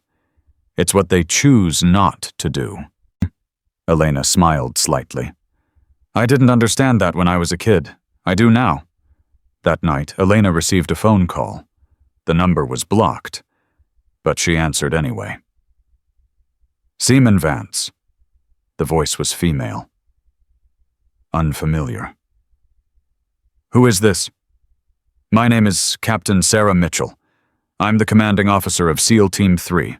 I've been following your situation with great interest. Elena's heart rate increased slightly. How can I help you, Captain? I think the question is how I can help you. There was a pause. You've done something that very few people have the courage to do. You've exposed corruption while still in training, knowing full well that it could destroy your career before it started. That takes a special kind of integrity. I did what needed to be done, ma'am. That's exactly what I'm talking about. What needs to be done. That's the mentality we need in the teams. Not ego, not politics. Just the mission. Another pause. When you graduate, and I have no doubt that you will, I want you on my team. Elena's breath caught. Captain, I'm honored, but don't answer now. Focus on finishing your training. But know that when you're done, there's a place waiting for you. A place where your talents will be valued and your integrity will be protected. Thank you, Captain. I don't know what to say. Say you'll keep being exactly who you are. That's all I ask. The line went dead. Elena sat in the darkness of her room, processing what had just happened. A captain of a SEAL team had personally called to recruit her, before she had even graduated, before she had proven herself in the field. But she had proven herself, in ways that mattered more than any training evolution. She had proven that she couldn't be broken. The next morning, Elena returned to training. The other candidates looked at her differently now, some with respect, some with wariness, a few with something that looked almost like awe. Walsh fell into step beside her on the way to morning PT. How does it feel? How does what feel, being a legend? Elena laughed. The sound surprised her. I'm not a legend.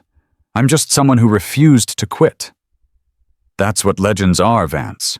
People who refuse to quit when everyone else tells them to. The training was hard. Harder than before in some ways. The instructors who remained were determined to prove that standards hadn't slipped, that the program was still the most demanding in the world. Elena embraced it. Every evolution, every challenge, every moment of pain and exhaustion. She had come too far to slow down now. Weeks passed. The scandal faded from the headlines. Admiral Brennan and Drake awaited trial. Kyle Brennan, true to his deal with NCIS, had been given a general discharge and was starting over somewhere in the civilian world.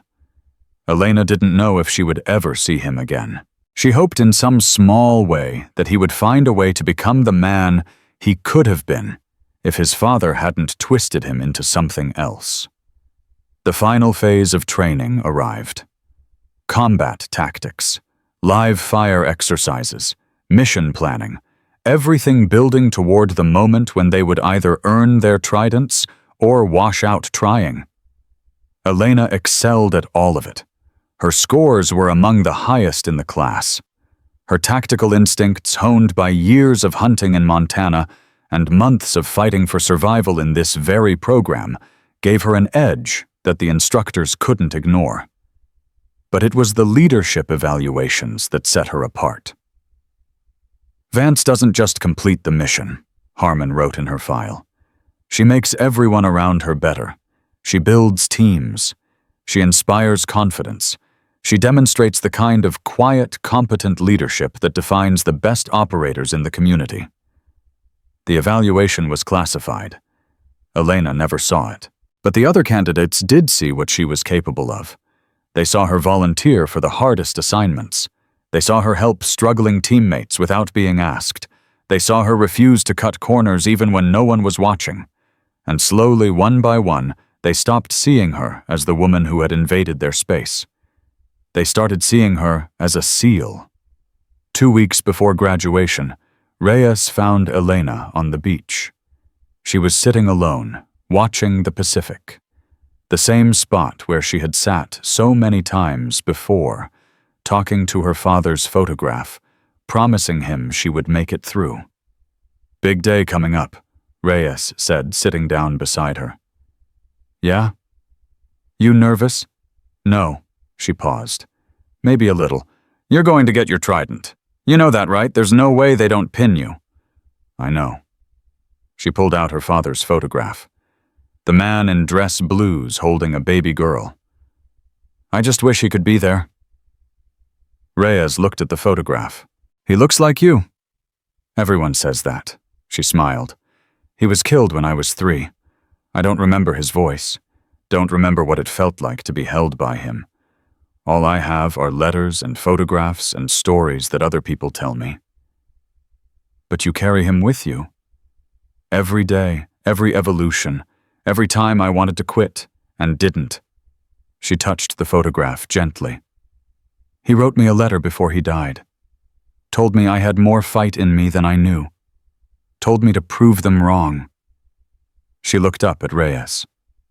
"I've spent my whole life trying to live up to those words." "I think you have." "I hope so." She put the photograph away. "I hope wherever he is, he can see what I've become." They sat in silence for a while, watching the waves.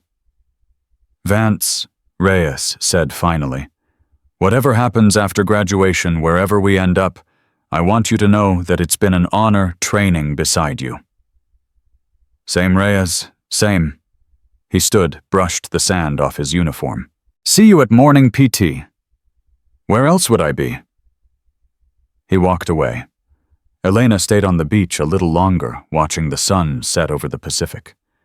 Tomorrow was another day. Another step closer to the goal she had been chasing since she was old enough to understand what her father had sacrificed. She was going to become a Navy SEAL. Nothing and no one was going to stop her now. And somewhere in the darkness, she could almost feel her father watching. Proud. The morning of graduation arrived like every other morning at Coronado, cold, gray, and unforgiving. But for Elena Vance, everything was different. She woke at 0400, 2 hours before she needed to. Her body was too wired to sleep, too aware of what this day meant. 24 weeks, 168 days. Countless moments when she could have quit, should have quit, would have been justified in quitting. She hadn't.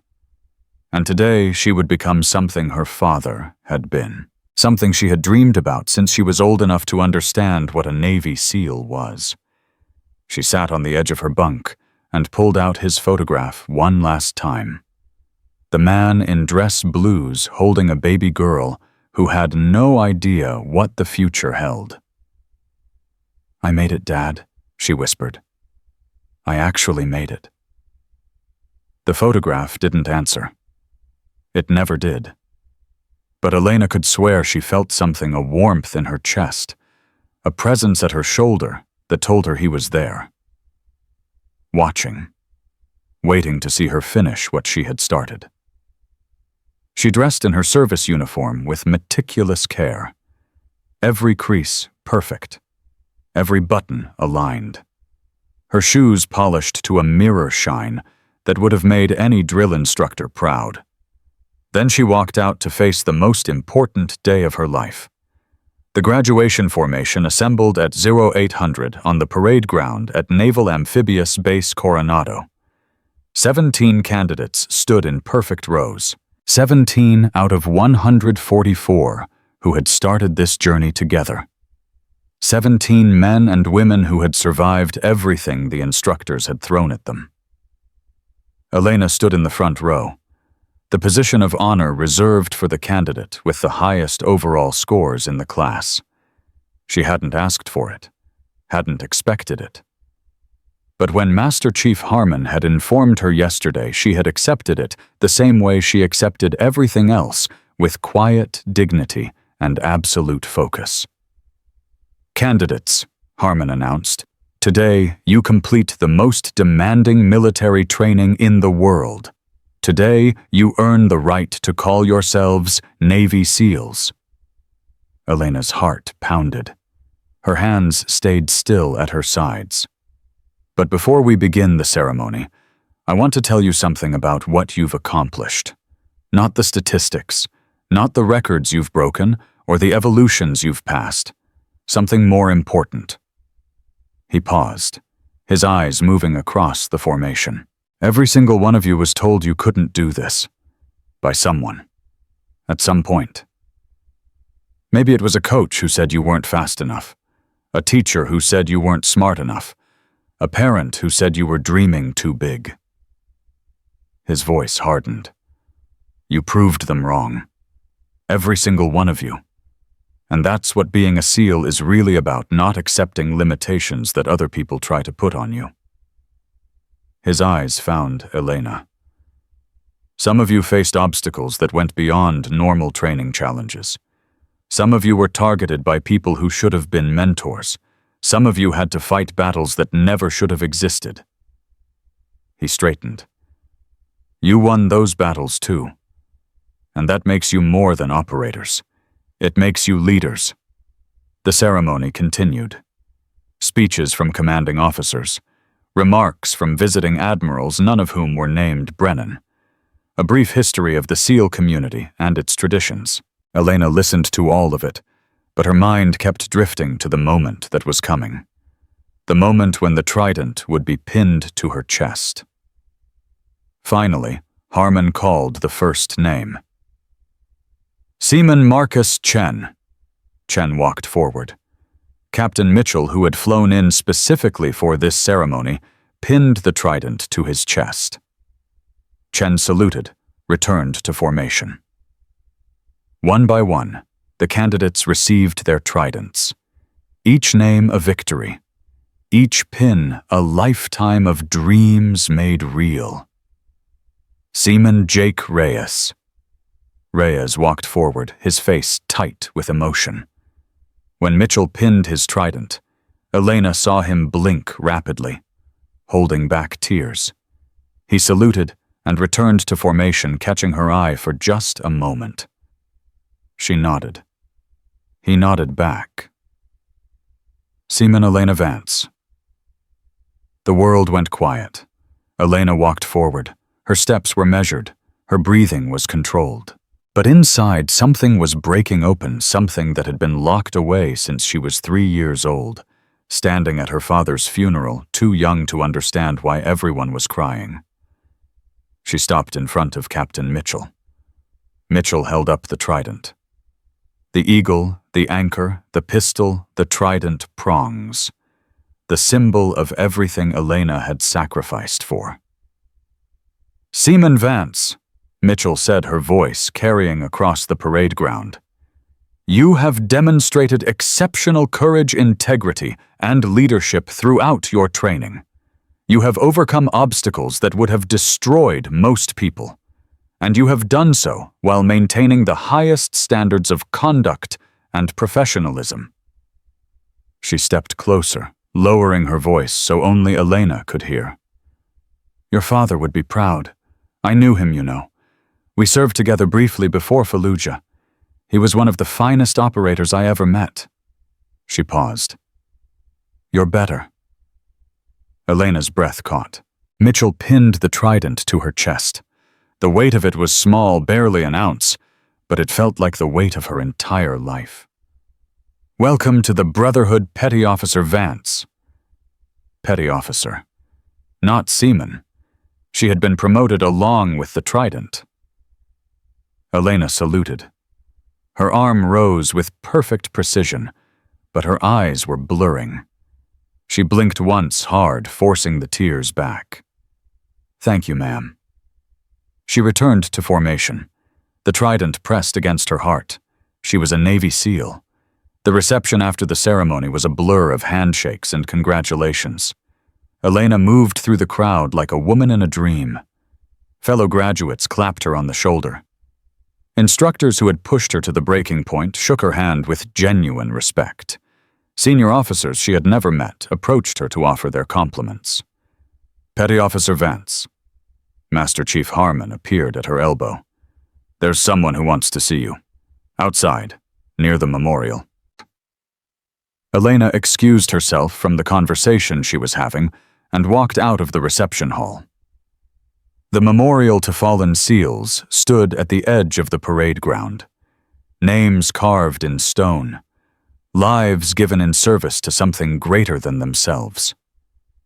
A woman stood there alone.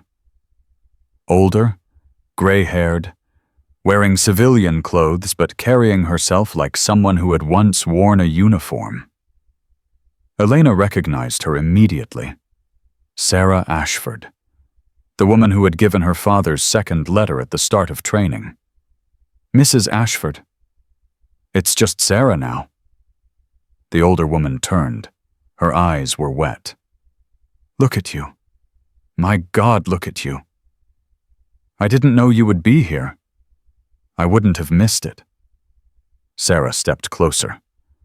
"I watched the whole ceremony. Watched them pin that trident on your chest. Watched you hold yourself together even though I know you wanted to fall apart." Elena said nothing. Her throat was too tight. "Your father would have been a mess," Sarah continued, "crying like a baby, embarrassing himself in front of everyone. He was like that, you know. Tough as nails in combat, but the moment something touched his heart, he couldn't hide it." "I wish I remembered him." "I know." Sarah reached into her purse. "That's why I'm here. There's one more thing I need to give you." She pulled out an envelope. Old. Worn at the edges. Her father's handwriting on the front for Ellie on her graduation day.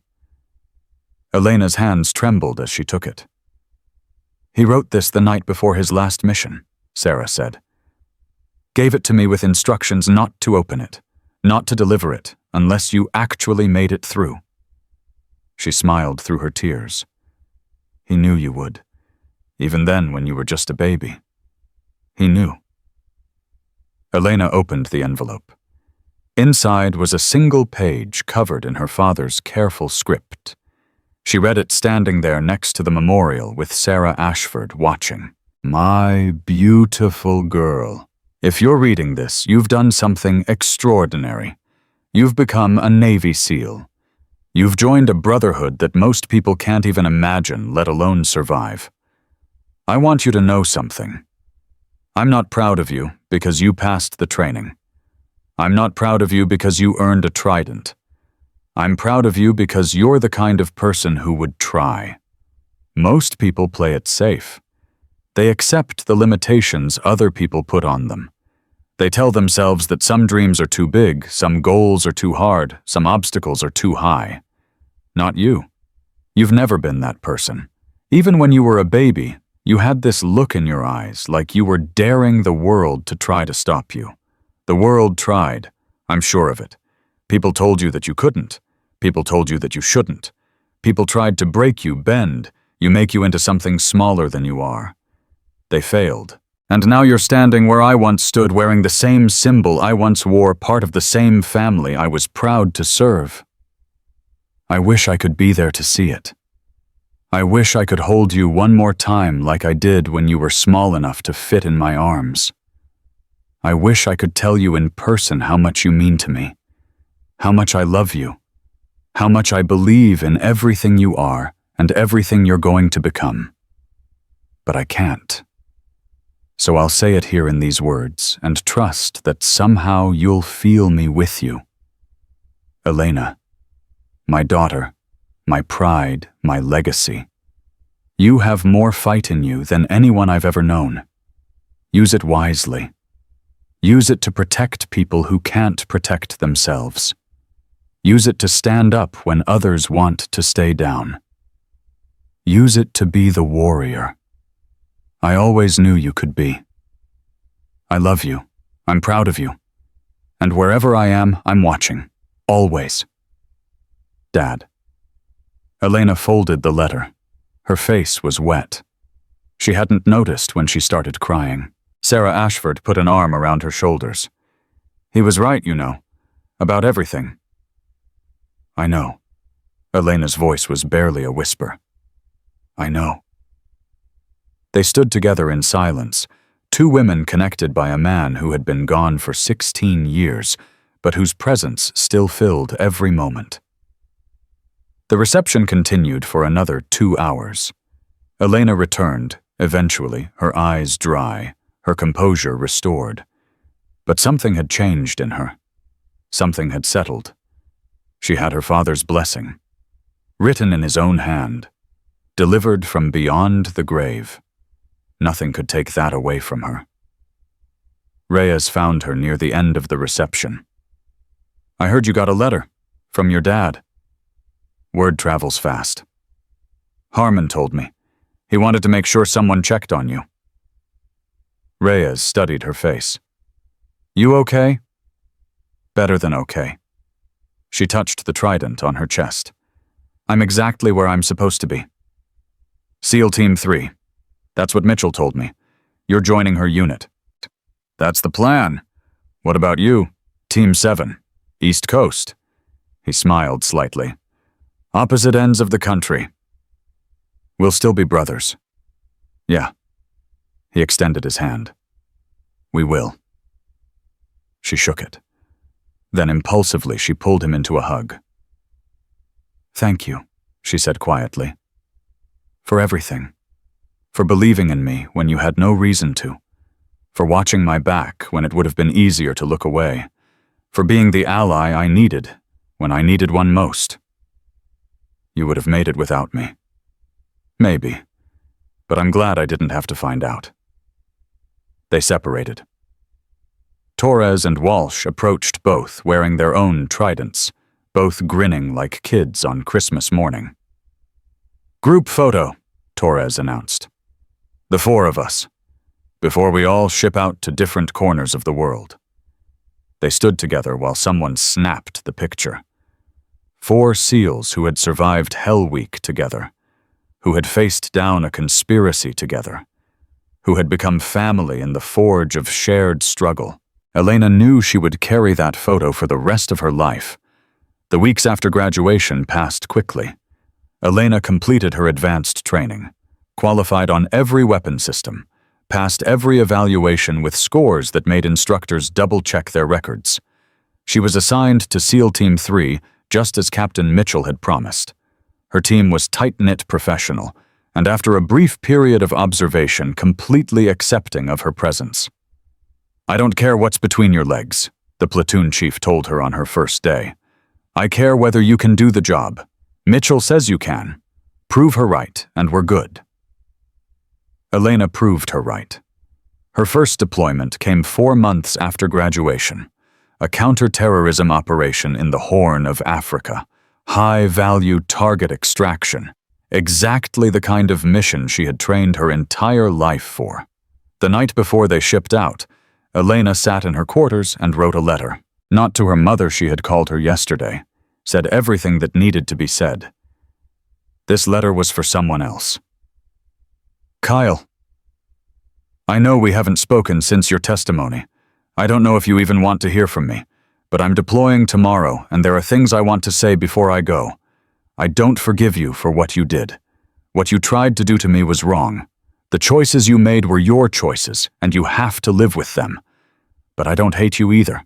I understand how you became who you were, how your father shaped you, how the pressure twisted you, how easy it is to lose yourself when you're trying to live up to someone else's expectations. I hope you find a way forward. I hope you build something good with the second chance you were given. I hope someday you can look in the mirror and see the man you want to be, not the man your father tried to make you. That's all. Be better than you were. That's all any of us can do. Elena. She sealed the letter, addressed it, put it in the outgoing mail. She didn't expect a response. She didn't need one. Some things you do because they're right, not because they're rewarded. The operation in Africa went exactly as planned. Elena performed flawlessly. Her shooting was accurate. Her decisions were sound. Her teammates trusted her completely. When they extracted the target, a terrorist leader responsible for 3 embassy bombings, Elena was the one who secured him. Her knee on his back, her hands on his wrists, her voice calm and controlled as she read him his rights under international law. You're a woman, the target spat, struggling uselessly beneath her. I'm a Navy SEAL, Elena replied. And you're done. They brought him back alive. Mission successful. 0 casualties. That night on the transport plane heading home, the platoon chief sat down beside her. Good work out there, Vance. Thank you, Chief. Mitchell was right about you. You've got something special. He paused. The men respect you. That's not easy to earn, especially not this fast. I just do my job. No, you do more than your job. You lead. Even when you're not in charge, you lead. He stood. Keep it up. You've got a hell of a career ahead of you. 3 years later, Elena Vance stood in front of a formation at Naval Special Warfare Center Coronado. She wasn't a candidate anymore. She wasn't even an operator anymore. She was an instructor.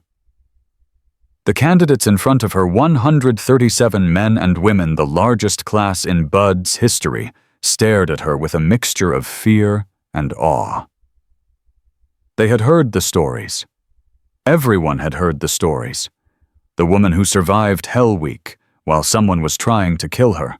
The woman who exposed corruption at the highest levels of the Navy. The woman who had become a legend before she ever fired a shot in combat.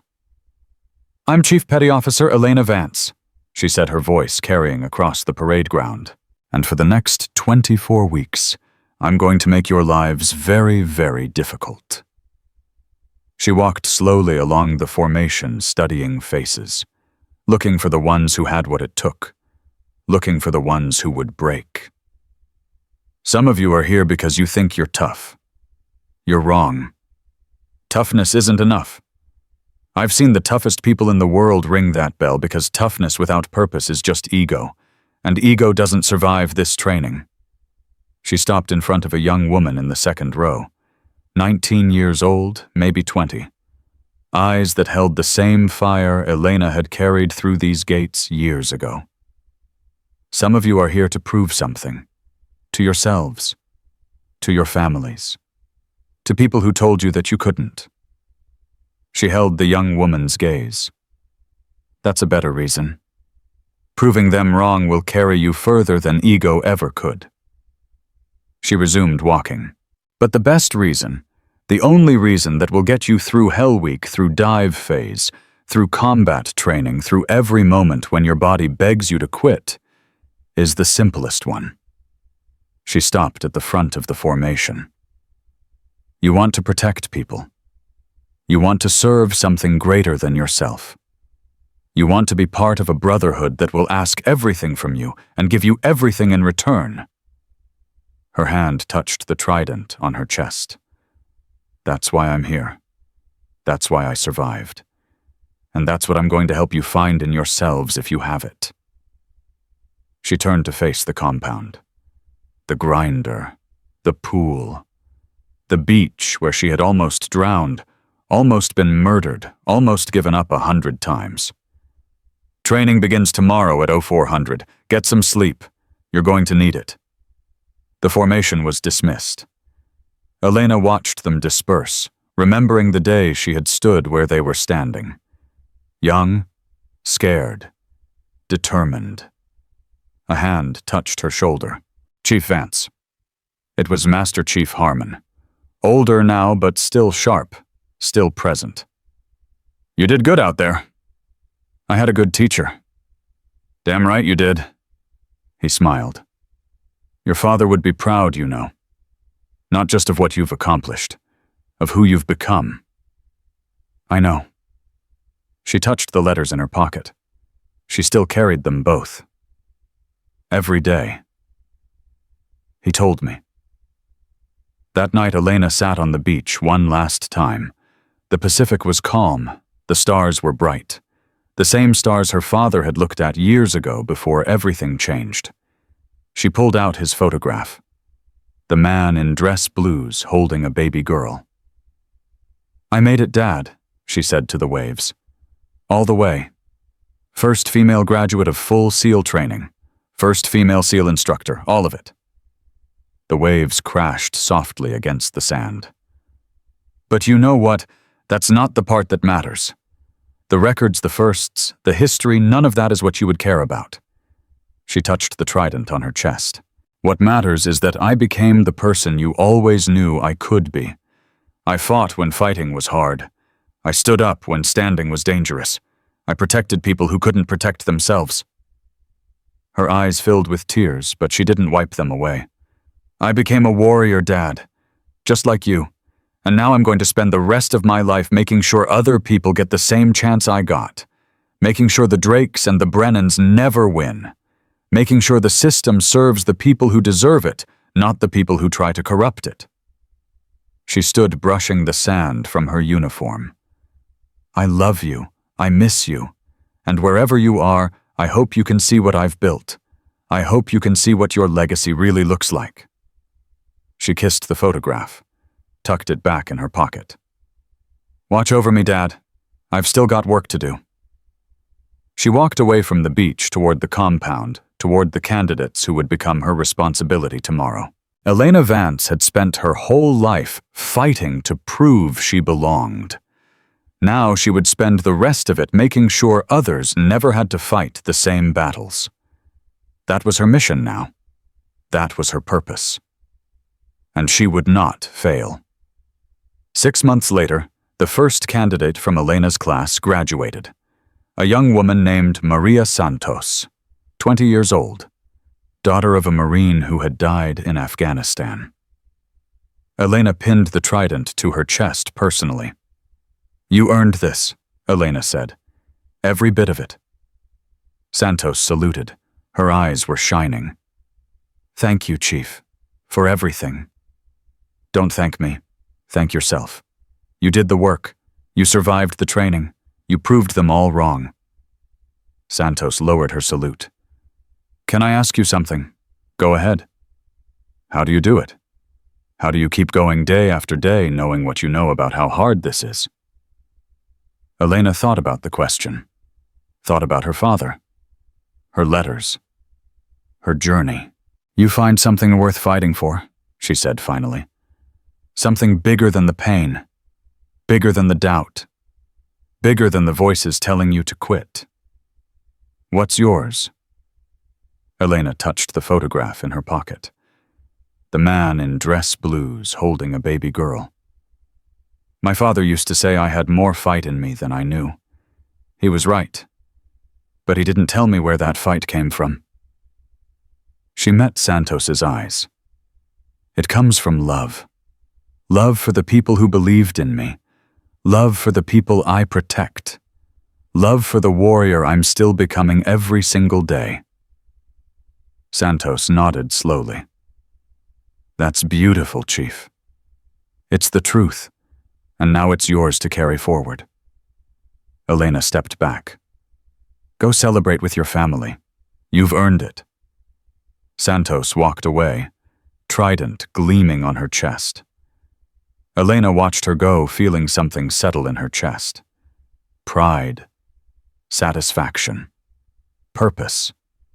She had done what her father asked. She had proven them wrong. She had become a warrior. But more than that, she had become a teacher, a mentor, a guardian of the path that others would walk. Her father's legacy wasn't just the trident she wore. It was every candidate she trained, every barrier she broke, every person who looked at her and saw proof that no dream was too big, no obstacle too high, no voice of doubt too loud to overcome.